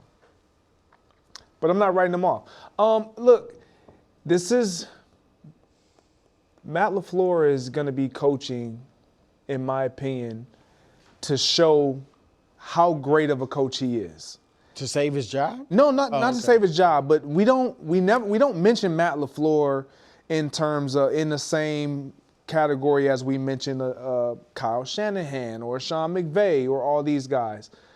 But Matt LaFleur has an opportunity to do something with a team that is limping into the postseason, not feeling really great about themselves and what they put on film, but still have personnel to where they feel like we can still get some things done. Yeah. You don't give up on that. You feel like Jordan Love comes back and he's healthy, you still got a shot. You have offensive guys. You have enough offensive weapons. Are you missing some? Yes. Nobody's going to care. Nobody's going to give you a pass. Nobody's going to give you that excuse. Micah Parsons not there. Before Micah Parsons even got there, you felt like you had a really good team. So nobody's going to feel bad about them. But if Matt LaFleur is able to coach this team up and put them in a position to where we saw what he's been doing with Malik Willis, we see a completely different individual at quarterback. He was awesome. Great. And so if Matt LaFleur can get this team to win 1 or 2 games, get this team past the first round, I think we'll start to give him a little bit more credit. I think LaFleur is a really good coach. If they forget being fully healthy, if they just had Micah, Jordan Love, I expect him to play, but he's healthy, and Josh Jacobs, I would think they would be my favorite in the NFC. I still would feel really good about my pick with them. I'm not writing them off. I'm with Greg because I just think the conference is still open, just like the AFC. So I'm not writing them off, but they're no longer a favorite. Like, it would be a little bit of a surprise to me, a good amount of a surprise, if they get out of the NFC. But I am giving them a chance because I just think there's no world beater in there. And if you guys want to throw this in there, Malik Willis, and you mentioned him, I'm thinking, does he go somewhere with a chance to start next year? Yes. Like Pittsburgh or something like. I mean, seriously. Like. Listen. I mean, he's going to be a free agent. No question. He's he's definitely going to go somewhere. I don't know that he'll be installed as a starter, but yeah, I mean, he was awesome in this game, and it just he's really been awesome. How about Indy? Indy waiting for Daniel Jones to come back, maybe. Minnesota. There's somewhere. 18 of 21 for 290. No, I like him. Is something. Remember how high people were on him in the draft. So this is why I was a little surprised at how over the moon Brew was with this Ravens-Packers game. And here's why. Yeah. You agree with me? Well, I mean, but everybody, the Ravens are your team. I understand. The Ravens are your main team. So, I totally, but second. I view the Ravens as dead already. I didn't view the Packers as full, as far as winning the championship, fully dead prior to this game. And now I'm like, okay, yeah, the injuries have become too much. So injuries. But you don't think J-Lo? So you think they're done? The Packers? Yeah. Yes, 100%. Like, and done in terms of They can't make the Super Bowl. They can't make the Super Bowl. Make noise. They are going. I mean, remember, they were a week ago. It should have beat the Bears. And by the way, they are probably going to, play the Bears in round one. In round one, we can tell you they're either going to Philly or to Chicago. I would, if Jordan Love's back, I assume they're going to rest everyone this week in Green Bay because there's no reason not to. And so I will give them, depending on the matchup, honestly, either matchup, a shot there. But do I think that this Packers team, as presently constituted, can go on the road to Philly or Chicago, either one, win that game, then go on the road to the rested NFC West champ, either Seattle or San Francisco, and win that game? No. So I think their ceiling is the divisional round of the playoffs. So again, there's no real shame to that, in my opinion, for them because of the injuries. Sure. I think that they lost their best offensive weapon, one of the best defensive players in the league, to injuries. I don't think you're overcoming that, but I am, even in a wide open NFC, it's not open for them. It's not open for them, and sadly, it might not be open for the NFC South champ. The other 5 teams. You think? You think it's over for the Niners? Yes, absolutely. Have you seen what Christian McCaffrey's been doing? Purdy getting compared to Mahomes. Collinsworth, he's the best. Everybody's doing the Drew Brees now. Rex Ryan, yeah, Chris Collinsworth. Live from New York. I don't like it, but I understand news that Herbert is resting. And it will be on Trey Lance's shoulders to see if he can keep the Broncos from being the number 1 seed.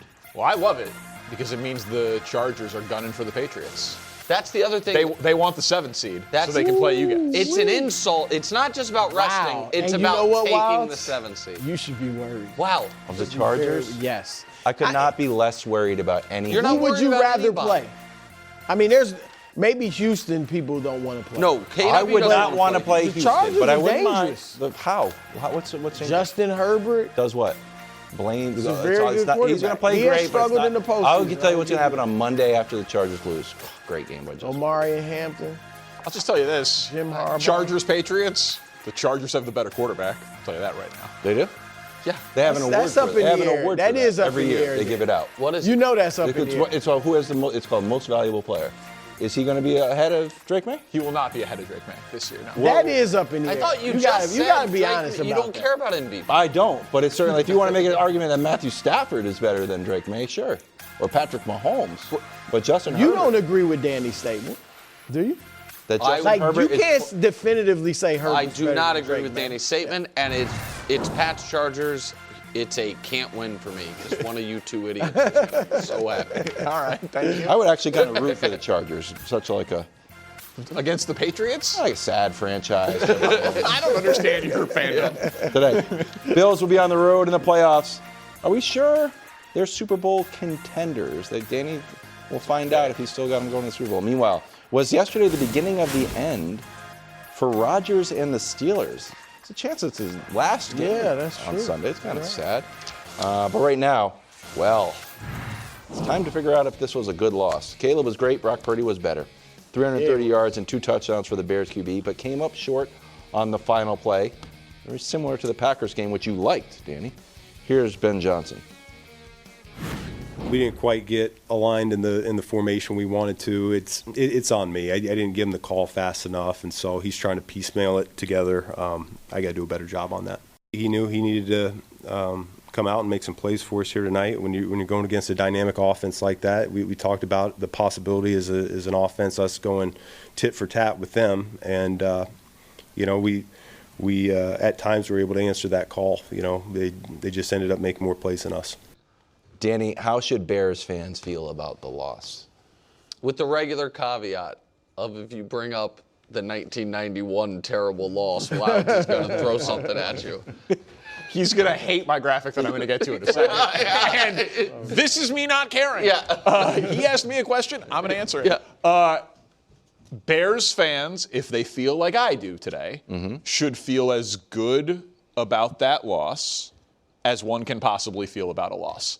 In fact, I will go a step further and say it is probably my favorite loss in the history of watching the Bears. Yeah, because a few weeks ago, the other Caleb interception, you loved that one, too. That was a fine loss, too. It was just to the Packers, so that one still hurt. Oh, you're just over the moon in general because they're making the playoffs. It's not. Because a former Mr. Irrelevant cooked y'all. We'll get to. You feel good about that, Brew? We'll get to that. I'm just saying. I got problems with the Bears' defense. We'll get to that. The Bears do not win and are not competitive in shootouts. My entire life, they've never had a good offense. They won a game earlier this year, 47-42. This is the most points they've scored in a loss since 2013. And before that, you got to be born in the 1940s to remember a time. They have a coach and a quarterback. So you guys can ask me how I feel about a loss. I would ask you all, how should the rest of the league feel? Because the Bears have Ben Johnson and Caleb Williams. What if your defense was great? We talked about then this they earlier. would be the favorites to win the Super Bowl. The defense was great. No, the defense was great, but the offense was struggling. I've seen that movie 25 times in my life. That's my point, is that the Bears always have a good defense. And it's like, hey, if the offense could just score 24, they'd make the playoffs. Now, it's an offensive league. You need to have a quarterback. You need to have a play caller in order to win consistently in the NFL. You need a defense, too, though. All right. No. Right. So hold on. How's that working out for the Bengals and the Cowboys? So this is where I disagree with you. Because I think the jury's in on, is Ben Johnson and Caleb Williams' partnership going to work? I think we knew that before yesterday. So this is why I disagree with you about this season's Bears. Because I think Caleb obviously has superstar traits, and Ben Johnson has raised his floor to where he is going to be the best Bears quarterback of any of our life. He is going to win an MVP. Okay, well, maybe. I'm just saying that, and I would bet that he will. But I'm saying what I think we all would agree on. Sure. I think everyone would agree that even if you think Ben Johnson can get a touch too cute at times, he has proven himself in his first year as a head coach. The job's not too big for him. He is a floor raiser. The Bears' offense is here as a legitimate, factor in the NFC. But I felt that way before last night. So the reason I don't think you should be quite as happy as you appear to be is I think what Brew's point is, which is if you're talking about the Bears this season, playing up to their seed, which if they're going to be the 2 seed, means making the conference championship game, not losing a home playoff game, much less making a Super Bowl, man, that defense has to be better. Yep. And that, to me, is what last night shined a bright light on, that even in a game that they start with a pick 6, holy moly, that defense got gashed by a Niners team that I know has been rolling, but only it has Christian McCaffrey, and Purdy's playing the best ball of his, playing great. But it's Kyle Shanahan, and no it's number one receiver, really. No doubt. Listen, missing their tight end. The Bears' defense is bad.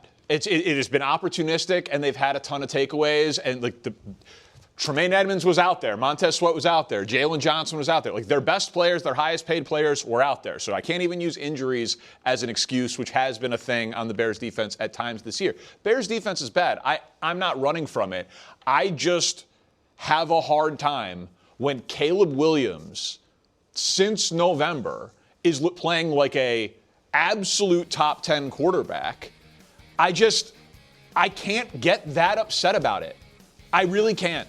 He's 6th in yards, 3rd in wins with the 2nd best touchdown to interception ratio. He's got 4 games with a passer rating over 100 and 4 fourth-quarter comebacks. It's an offensive league. Maybe the defense this year prevents them from winning a Super Bowl. We're talking about this year, maybe? Okay, but they're ahead of schedule. They weren't supposed to be here. Almost no one here even picked them to be in the playoffs. So they're going to be the 2 or the 3 seed in the NFC with their coach and their quarterback and a defense that is going to get takeaways. So is it a perfect team? Obviously. But we've spent all day, I've been watching the whole show. This team is flawed. This team is flawed. This team, right. Yeah, the Bears' defense isn't good. point conceded. But Caleb Williams is so good and playing so well, they can still do damage. You said something else Friday. What'd I say? You were asked if you guaranteed that Caleb Williams would outplay Brock number one Purdy. seed versus. I thought it's a again that was. first-round I did pick, say that. Yeah. Generational first-round pick Yeah. and Mr. freaking irrelevant. Yeah. What do you have to say now? Well, he had more passing yards. He didn't have any Did turnovers. He didn't turnovers. outplay Brock Purdy? No, he did not. Thank you for your honesty. Wow. He did not. He didn't outplay him. Thank but you for Nick your promised me that my guarantees All were right, not allowed. Brock outplayed him. Brock outplayed him. By a little. Caleb was really good. Caleb was great. But Brock outplayed him. That's all. Listen, I think Brock played as well as one can play in a game that starts with a pick six. Like that's not even supposed to be backhanded. What I'm saying is like whatever your ceiling grade can be for a game, that the first play you throw a pick six, Brock gets it. Yep. Like he threw for 300 yards, the two rushing touchdowns were real rushing touchdowns. Not gimme touchdowns. Right. They were, and I care about Purdy that. was I know great. I'm not supposed to. But KW, there does have to be some. I don't know what Danny's talking about. This whole Nick told me this, that, or you went on TV, made a big deal. There was he guaranteed something, and it didn't happen. Did we? I mean, I don't know. We're going to dinner for the Shador bench. We do have. Listen. I'm just going to throw the. There it is. That's what I was going to say. Gentleman. You and I always have the same ideas. You have to he has to pay. He has to pay. No, just the seafood tower. Just for the seafood tower. He's been talking about that seafood tower since we made the deal. This is an outrage. You guys are assigning stakes I did not say this. No, I did not say this, Danny. it wasn't a bet. I mean, you guaranteed it. I did You guarantee. have to that does I mean mean, you said I guarantee you had I'll all tell you these this right now. opportunities. I'm going to pout. I'm going to pout. I don't mind. But You know what? Look, I lost the bet. I'll pay for it. Brew, That's a man of integrity since right he there. guaranteed it and won't pay the seafood tower, I will pay for the seafood tower. No. Same draft class. Caleb and Greg, same draft class. I will pay for it. Before we move on, KW, can I ask one other question about this game? Yeah. Or no? Do we have to move on? We can do whatever you want. It's Okay. overtime. There's no rules here. We're not like the Bills. We don't want to go to Do you overtime. guys think it's fair to say this? Every single concern we just levied about the Bears for this season applies to the team that won that game. Yes. I don't think their defense is quite as bad as the Bears. No, we thought if the Salah Bears would- didn't get takeaway, like that game, look, who knows how it would have gone. But theoretically, it's not as close if they don't get that pick six. No, of course. No. And so I think the Bears defense, because they get the takeaways, that saves them a little But bit. the Niners but I defense think the Niners never is better. sacks the quarterback. Yeah. They average one It's a sack bad a defense. game. Like, and It's so a problem. and Salah, I still think Salah deserves credit for making lemonade adjacent stuff from lemons. Right. But I think what we've seen is against good offenses and good schemes and good quarterbacks, they don't have the horses. So this speaks to your wide open NFC component of it. I don't think it's fair to be like the Bears fall down massively because of the defense when the Niners, to me, have the exact same issue. Yeah, I said it multiple times last week. I thought it was going to be a race to 30 and the game was going to be a shootout, and it was a race to 40. Like every team. The Seahawks, can Sam Darnold win a big game? Philly, can they complete a pass? The Bears, can they stop anyone? The Niners, can they stop anyone? The Rams the are the only team that feels like, and they're going to be on the road the whole time. And they're going to be on the road the whole way. Like the NFC, we talk about the AFC is wide open. The NFC is wide open. They're both there's 11 teams right now with 11 or more wins, which I showed you guys last week, the most ever at this point of a season. Like it's But you're wide open. it feels like you're in a little bit of house money territory with your fandom for the Bears. Not your analysts, but like your fandom for the Bears. That's like, what it's all good. Get Wow. some experience. Hold on. This season has been an A+. Can I tell you though? A+. Hold on. Don't do it. No, I it's know what you're gonna 100% do. true. I know what you're gonna It's do. been an A+. He's in house money. Ben Johnson, we let him get away with this in the walk-in video. The league should be scared of Ben Johnson, Caleb, for the next decade. That's right. All of it. That's true. Here is the only way this season could ever go to just disaster and pain.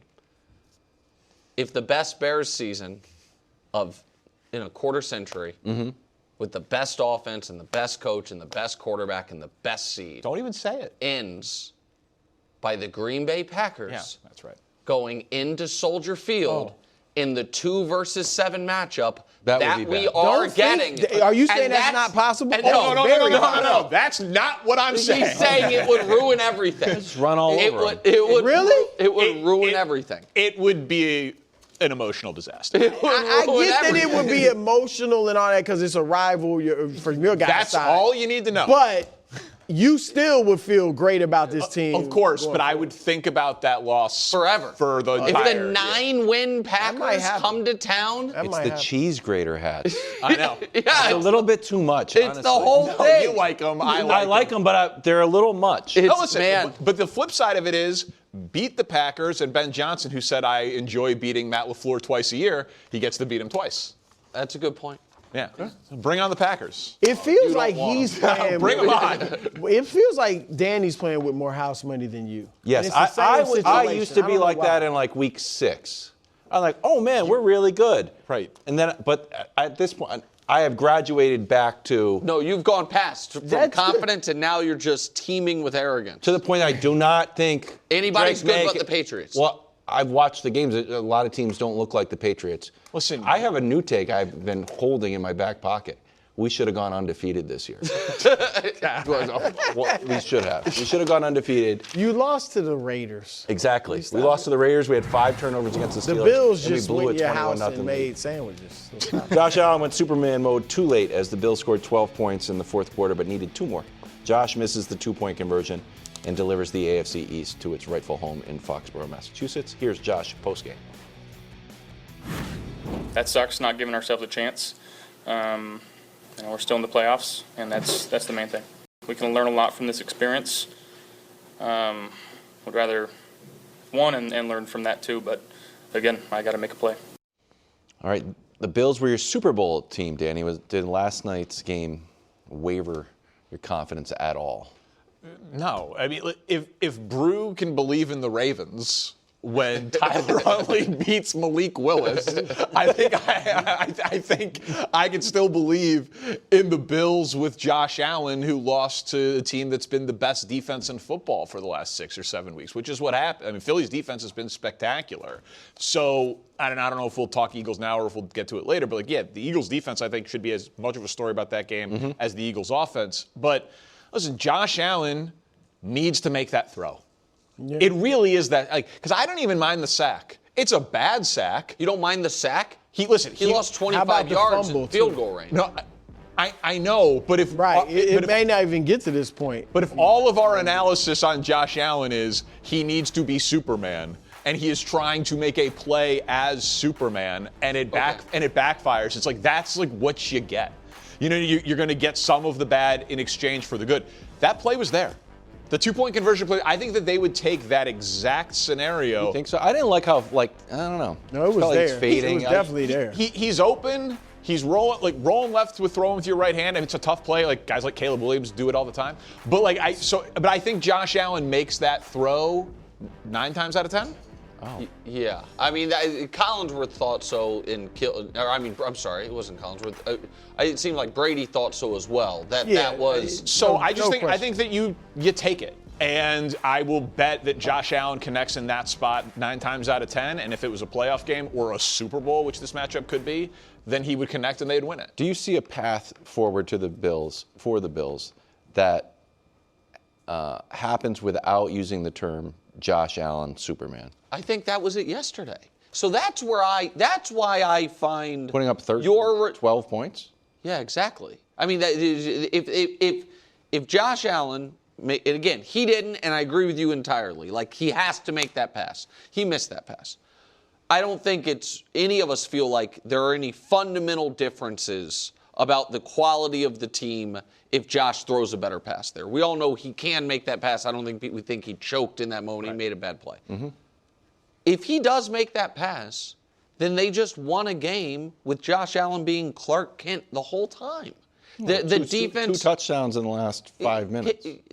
I mean, if we parse it that way, fine. They would have won 14-13 against the Philadelphia Eagles because the defense shut the Eagles down for an entire half of football in a game that I think I thought the Bills were going to win. When we talked about it last week, the worry was the Bills' defense was going to get run all over. So I think the Bills, the quality of the team rose in my mind yesterday, but their path to a Super Bowl got so much harder because they have no shot at the division now, and they don't have a shot realistically at the 5 seed.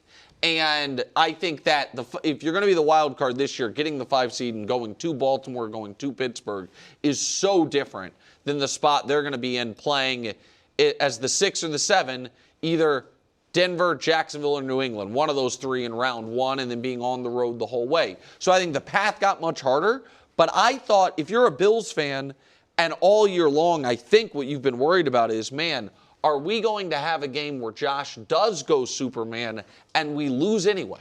Because the defense can't get him the ball back, because the defense can't get stops, something they saw happen to them in the 13 seconds game. I think yesterday gave you a little bit of confidence that is less likely to happen, that the defense does have it in them to bow up and get stop after stop after stop. So that's why I thought you might have the surprising take today that, the Bills are scarier because of what they put on tape defensively yesterday. They got less scarier to me, too. I mean, because we can't talk about how bad the Eagles' offense is and then give the Bears or the Bills a ton of credit for stopping them. I mean, the Bears haven't played a full game. The Bills haven't played a full game in a month, Danny. Who has? The Pats. No, we played a bad half against the Bills. Yeah. Yeah, but the Bills, they didn't look good against Cincinnati. They were fortunate with that win. They played a half against the Patriots. Yesterday, they played a half or 10 minutes, whatever you want to call it. And they struggled against the Browns. Is it nothing to you guys that one half was enough to beat New England? That one half was this close to being enough to beat Philly? 2 teams that I think... Well, but that's when he goes nuclear. There's no stopping him. When he puts his cape on and starts doing that stuff, there's no stopping it. But you thought this is now the second time that what I think is a regular Josh Allen game, you've called him going nuclear. What was the previous game? I thought the second half against the Patriots. The second half, it was 5 straight. No. The Patriots game obviously was. There was a different game we argued about where I didn't think Josh had this monster. He had 190 yards, but you guys told me it might have been the Bengals game. So I don't look at this game as Josh going nuclear. No, he doesn't. I thought that. But it felt like there's a momentum in the building where it's Josh scores, they get the ball back, he scores again. Here comes the 2-point conversion. The only thing that would have me concerned about the Bills and Josh Allen is if he was lying about his foot after the game. They said he got his X-ray and it was clean and his foot was 0% of an impact there. I don't know, he's limping around. He was limping around, exactly. You read the quote and he's like, it was 0%, and then you read the story, it's X-ray's negative. But watching the game, it's I don't know. Because if he's 90%, that matters. I 100% agree with you. I also think the story that we haven't talked about all year, but now with them, because I haven't even thought about that it was possible that the Bills go one and done in the playoffs, and I still don't that's because I thought they're either going to catch New England, or they're going to be the 5 seed and just clip whoever the AFC North winner is. If they get my Ravens... Well, they can't get your Ravens. I shouldn't say they can't. I just don't think they can get be 4 or 5? I don't know. I think they're basically now locked into the 6-7. Okay.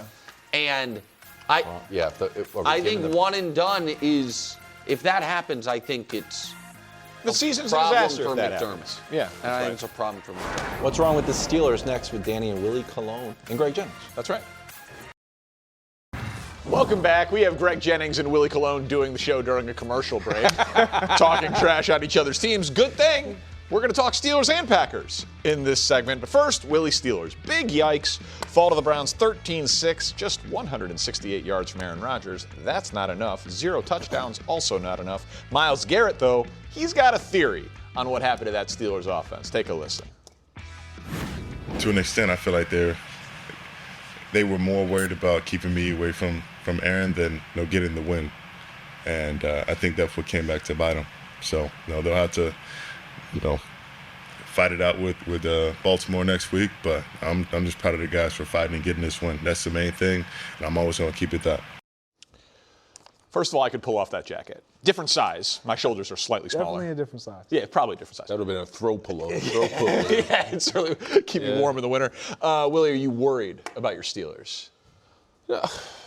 I'm not worried because worrying does nothing. At the end of the day, the Steelers are who we thought they were. A flawed team with an expensive roster. That's the bottom line. I'm more upset that the fact that I expected this offense to score more points. That didn't happen. I expected our special teams to show up. That didn't happen. I expected our defense to play big in situational moments. That didn't happen.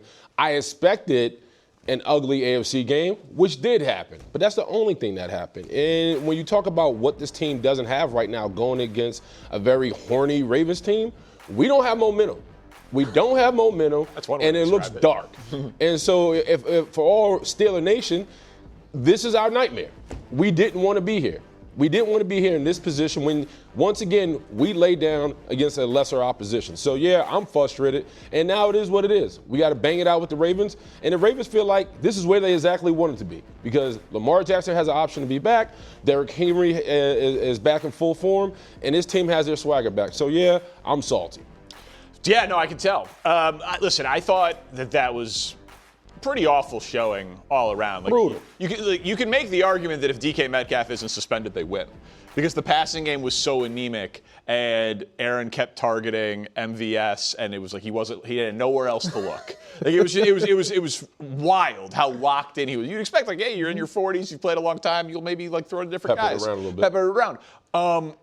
But also, and we've talked about it all year, final score 13-6, you're like, oh, it was a defensive battle.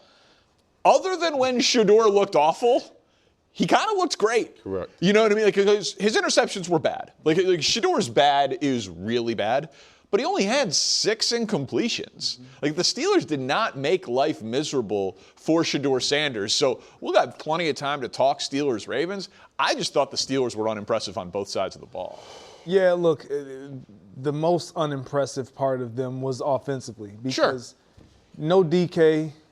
That's a problem. And that's going to be kind of the song and dance that they're going to have to try to figure out for the duration of the season, obviously against the Ravens. But what you saw was a team that just no one was able to step up. And Aaron Rodgers was brought there not to mask and not to cover up for what you don't have. He was brought there to do exactly what he did. That last drive, give you an opportunity to win the game, put you in position. He did that, and there was no one else to help elevate him to actually delivering the goods. But this is why, when you look at these numbers, and Willie, this is more for you. Don't call my name. I know exactly what I want you to look at this graphic because, these are the Steelers' reception leaders. And I like numbers there. I like Gainwell, running back. That DK guy, what stands out? He is the only wide receiver on this screen. So without DK Metcalf, Aaron Rodgers has nothing outside the perimeter unless he's looking for a tight end or a running back. So when you talk about getting the ball out quick, this is why he has to get the ball out quick because there's no threat to take the top off, which DK provides. They have 38 pass plays of 20-plus yards. Yeah. DK has 15 of those. If he's not on the field, you have no deep play threat. You have no reason for safeties to back up. Everybody plays close to the line of scrimmage. They murky the picture for Aaron Rodgers and just make things challenging for those receivers to create and I agree. separation. I think the most disappointing thing about that graphic is that John O. Smith was brought here to be an X factor. You can't find him on tape. And now with Mount Washington with a broken arm, we look limitless. I mean, truly limitless. And then listen, I'm not worried about MVS and Adam Thielen just got here, so they're kind of new to the game. Not new to the game, but new to the Steelers. I'm frustrated because Aaron Rodgers, you said he was brought here to give him a shot. He was also brought here to mask their deficiencies. I mean, you don't get a 41-year-old quarterback unless you feel like he's capable of putting on the cape. And we watched up into that last drive, he looks frustrated. He's yelling at the sideline. He's yelling at guys. It looks like everybody else's Wi-Fi is humming, and his is just, he's just not in tune with everybody else. I disagree with you on that because I don't believe he was brought there to cover up what they don't have or to mask the deficiencies. Yes, it was. Why would you bring him here then?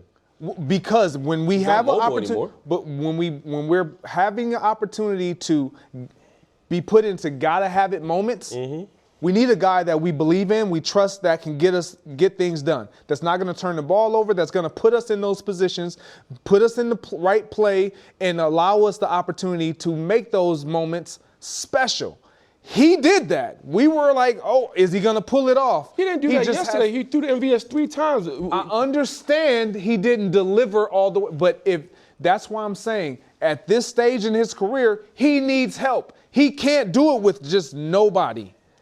Well, that's why that DK suspension is on a loom large. Yeah, especially if the season ends against Baltimore, and they will be facing the Ravens for the AFC North crown. And they just got to win without Lamar Jackson. And yes, this probably should be over, but it's not. Ravens routed the Packers 41-24, 216 yards, 4 touchdowns from Derrick Henry. Here was John Harbaugh after the win. Just a heart-defining win is what that was. The type of win that makes you proud to be a Raven, makes you proud to be with these guys every single day, starting with Derrick Henry and Tyler Huntley and everybody else that led the way to this victory. So very proud of these guys, very grateful for this game, very grateful for this win. Greg, what was your biggest takeaway of the Ravens blowout? Obviously the running game in Derrick Henry. That's what they were able to do. Look, they clearly had an identity. They clearly knew what they were going to do going into that football game, and they executed. Like, period. This is a team that we see when Lamar Jackson is on the field, struggles to kind of find and solidify what lane they're going to operate in. Are we going to be a Lamar-led team where we're going to throw the ball, or we're going to allow Derrick Henry to just really get those volume touches? And they've had success doing both, to where I feel like Todd Monken at times, sometimes it's torn and they don't lean into one the way that they should. This was no question. You got Derrick Henry. Huntley was great. He provided you extra yardage with his legs, but he doesn't push the ball down the field. He's very efficient in terms of when he's asked to throw the ball less than 15 plus yards down the field. And so you can lean into Derrick Henry because you don't believe that guy is the future of your franchise. Yeah, this is exactly who the Baltimore Ravens wanted to be all year. They wanted to be the bullies on the block, and they were against the Packers. And you talk about, not having Lamar Jackson. When you watch Derrick Henry run, they punished the Packers on the edges. I mean, they flat out did anything and everything they wanted. And now you're looking at this Ravens offense, you're saying to myself, if they play like this for the rest of the year, let's say they beat the Steelers, I don't know if any team wants to get in a phone booth fight with them. Honest to God. Because they control the clock, they come at you downhill, and now you're talking about a quarterback in Huntley who's just going to simply do his job. He's not going to try to wear the cape, but he doesn't have to when you have Derrick Henry playing the way he played. And I'm looking at this Ravens team, I'm like, man, you have a real question to ask yourself. Do you start Lamar Jackson or do you allow Huntley to go? Cut it out. Listen, how do you say cut it out? If he's healthy, you play. I'll let you go. No, I mean, it's a fair question. No, it is not. If Lamar is healthy, they're going to play him. Yeah. He got a nearly $300 million contract. He's got multiple MVPs. So Willie's drinking the cuckoo juice. You just sat here and talked about how the King Henry and his offense looks reborn and they're playing to their true identity. Yeah. And you're going to stop that? You're going to go with the lesser handling? Lamar Jackson's hurt. So you're going to throw a gimpy Lamar Jackson who's going to have a regress offense. No, if Lamar isn't healthy, I think it's legit. But if Lamar is healthy, he's gonna play. If he's healthy enough to play, and I just don't listen. We last week were saying that we were shocked Lamar wasn't playing in the game. I dressed up in a Santa suit. I said the Ravens are cooked. They made me eat my words. Yeah, I forgot you did say that too. Where I agree with you is this: the Ravens still, you can squint and see a scary team. 100%. There is not a scary team when I watch Lamar Jackson, by the way. The Ravens, their defense, their running game, and then to me it is the potential of Lamar Jackson that gives them that ceiling. Like, there's no way I squint and see the Steelers as being scary. Like, the rest of the AFC next week is rooting for Pittsburgh. Because no one is afraid of Pittsburgh. Yeah, we'll take that path. I do think some teams would be afraid of the potential of what the Baltimore Ravens could be. Can I make one Packers point real quick? And I'll just make it very quick. Is this a Packers I'm going to just make it. Well, they played the Ravens, so I'm just going to squeeze it in because I don't know when the Malik Willis talk is going to come. This is Malik Willis as a starter. So just very quickly.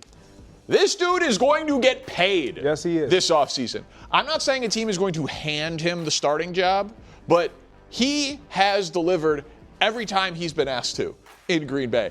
Yeah. And he passes the eye test, and he's young, and he's a free agent. Like, he should go to a team and compete with a young quarterback next year, like a rookie quarterback, and say, we're going to start Malik Willis and we're going to sit this draft pick. That kid is good. Yeah. He is good. When you listen to him, even at the podium, post-game, he says the right things. He carries himself like a true professional now. To me, he's one of the 32 best quarterbacks. It's been impressive to watch. It's been too long since we talked to Caleb Williams. We write that wrong next. Time now for a little edition of He Said, We Said. We listen to the best sound of the week, and we give you what we hope is the best analysis. First up, my guy Caleb Williams on the loss. We'll go back. We'll figure it out. We'll be truth tellers to ourselves because we got a great shot at the end of the season to put ourselves in a good spot, but also to get back on a roll and get back on a run here through the playoffs. And that's what you're focused on. You want to go back and figure out why what happened today is what happened. The last play of the game that you're seeing right here was a problem. Like they got the play call in late. The Niners only rushed 2, and there still was a free rusher. Like that can never happen, right? Like the end of game execution was sloppy. But man, the Bears have a quarterback and they have a coach and they can score points. And in an NFC that's going to have Sam Darnold potentially as the 1 seed, who's never won a big game, and the Eagles as the 3 seed, who just went a whole half of football for the second time this year, completing 0 passes, and a Packers team with no defense and big-time injuries, and on down the line, the Niners with no defense. Like, it's wide open. The Bears can win it. The Bears are dangerous, and it's because of their offense, and it's basically never in my life I could say that. I'm just waiting for you to kind of expose the white elephant in the room. Which is? That defense is horrible. Yeah, the defense is not good. And it's not good. It's not, but we've been kind of promoting them and they lead the league in takeaways. Like this is who they are defensively. Like you can't roll into January with that on your resume. And so as much as I love Caleb Williams, I love the fact that they're clutch. I love the fact that Luther Burden had a big game. They was able to rush for 110 yards. Great. Caleb threw for 300 yards. Cole Kmet, love him. Yada, yada, yada, love him. But if you can't stop the run and you can't communicate on the back end, you're in trouble. And what kills me, Danny, I've sat next to you, and I've been touching this magic sauce that you've been stirring up in the Bears and calling them a team of destiny. Last night, all that went out the window. Oh, stop. Because I swore at least one point in this game, this Bears defense was going to stand up. I was praying for they had a pick Caleb 6 to start the couldn't play game. any better. No, granted, there was not magic at the end last night. I'm not going to defend their defense. They are number 1 in takeaways. But, hey, man, they scored 38 points. It's a dangerous offense. Yeah. Look, I'm with Willie on this one. Like, the Bears they face 6 top 10 offenses, and they've allowed almost 30 points on average against those offenses. Defense is not good. And so defensive, we were talking about this off air, like with the names and with the players, the personnel that they have, you just wouldn't think that this defense would be that bad.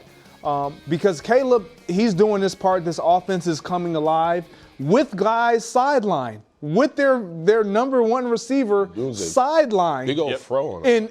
And Caleb is starting to mature in his passing game, his reading progression. I mean, all the things that we were talking about with Ben. We sat down with Ben a couple times this season.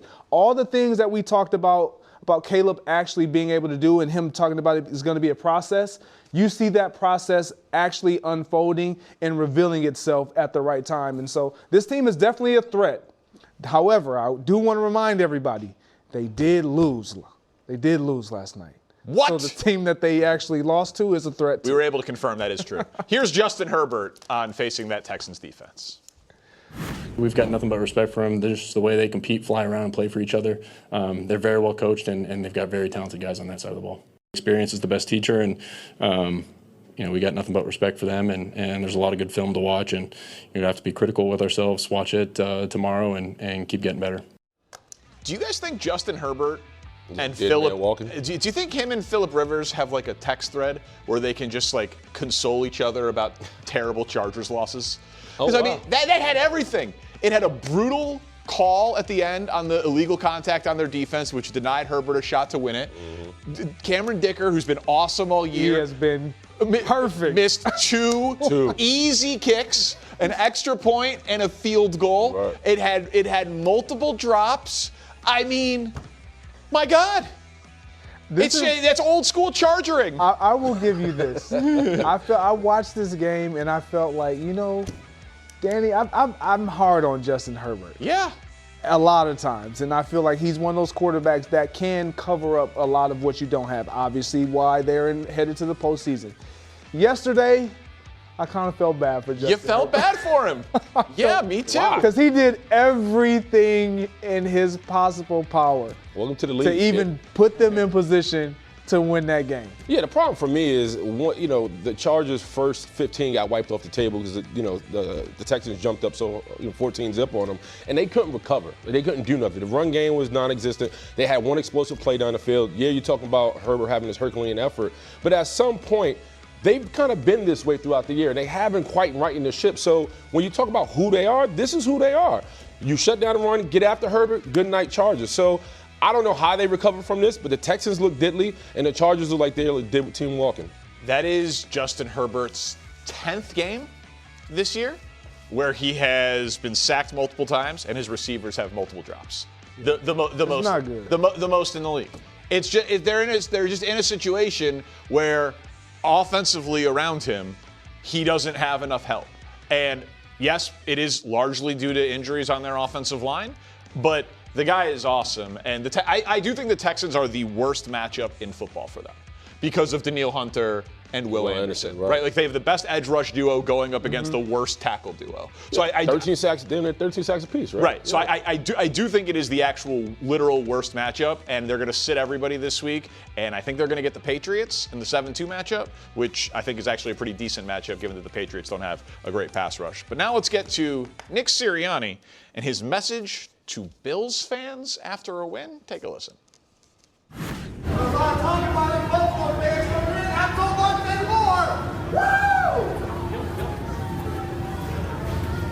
Not so much anymore. Love this. Okay, you're laughing, Willie. What do we make of Nick Sirianni taunting Buffalo fans for cheering for Buffalo? Well, I love it because, yeah, they didn't win pretty, but they won playoff tough in the rain in Buffalo. They put the clamps on Josh Allen, the offense, for 3 quarters, and then they found the way to win, even though the offense was nothing, didn't do anything in the second half. And when you take away Sirianni, he goes, listen, we gave you a shot. We gave you a shot at the champs. You lost. So it is what it is. I support that he has that type of swagger. He gave you a shot. I knew you would. You lost. The champ is here. Yeah. I respect it. This guy loves taunting fans. I love it. Are we able to run that again so we can see A.J. Brown? Because this is how I felt. I mean, rolling his eyes at his head coach. I don't think he's running his eyes. I think he's backing him up. You see him shake his head like this guy. Like, that's my coach. No, he's gonna walk by and just shake his head, like, because I get the excitement. I understand feeling good that you won the game, but how you won the game, you can't feel too great about that, especially offensively. Well, so especially offensively, can I just repurpose this a little bit? Like, everyone is crushing the Eagles all day for going a half of football without completing a pass. Frankly, it's a reasonable point. Look at what the Eagles' defense has been since their bye. This is another thing. Best shutdown. Best in the Super Bowl caliber. Seriously. Right. Like, if I say the Texans are dangerous because of their defense, and I just say the Texans are the best defense in football, Philly's like, we have something to say about 100%. that. Right? Like, they are going to make life miserable for any team they play on the defensive side of the ball. And so if Jalen Hurts can wake up and score 24 points, they should be able to beat anybody. Well, listen, if the defense plays like that, he may not have to even score that much. Sure, but I guess my point is like, we are going to spend all week talking about what happened to the Eagles' offense. Of course. We should probably acknowledge that the Eagles' defense just shut down Josh Allen at home. Like, it feels like a relevant. We should. point. Well, the question is Josh Allen hurt or is he injured? Fair enough, but the Eagles' defense has been doing this now for a couple of months. Like, we should talk about it at least as much as we do the dysfunction on offense. Tonight, Matt Stafford and the Rams are 7-point favorites on the road against the Falcons. Matt Stafford's still a pretty heavy favorite to be MVP, but it is a two-horse race with him and Drake May. Love to see Caleb in the others receiving votes category. Next year. So maybe down ballot. Next year, spoiler alert, I'm picking. What does Stafford need to do to keep up with Drake May? Because I would say that's maybe the biggest part of the game tonight, given the seeding implications here. Man, Drake May just had a game where he had five touchdowns against 2 incompletions. If 90%. If Stafford doesn't have an A game, those odds are going to shrink. Let me help you with that. It was against the Jets. I know. It was against the Jets. It all matters now. Yeah, but Stafford just needs to be Stafford. He doesn't need an amazing game. He doesn't need a 5-touchdown game. He just needs to be Matthew Stafford and be efficient and clean like he's been all year. Okay. The game is over. Over. Okay. I think it's his already. Listen, he's the favorite. The odds would seem to agree with you. I'm just saying, if Stafford comes out and it's like 240 yards, 2 touchdowns, just like a normal good game. I think that's fine, as long as they win. Because they're in Atlanta, prime time. Atlanta plays different, prime time. Listen, Atlanta's the toughest team in the league to figure out. I'm saying that Drake May game is going to age very well. They're tough to figure out, too. Just bad. That's all it is. Bad. Oy vey.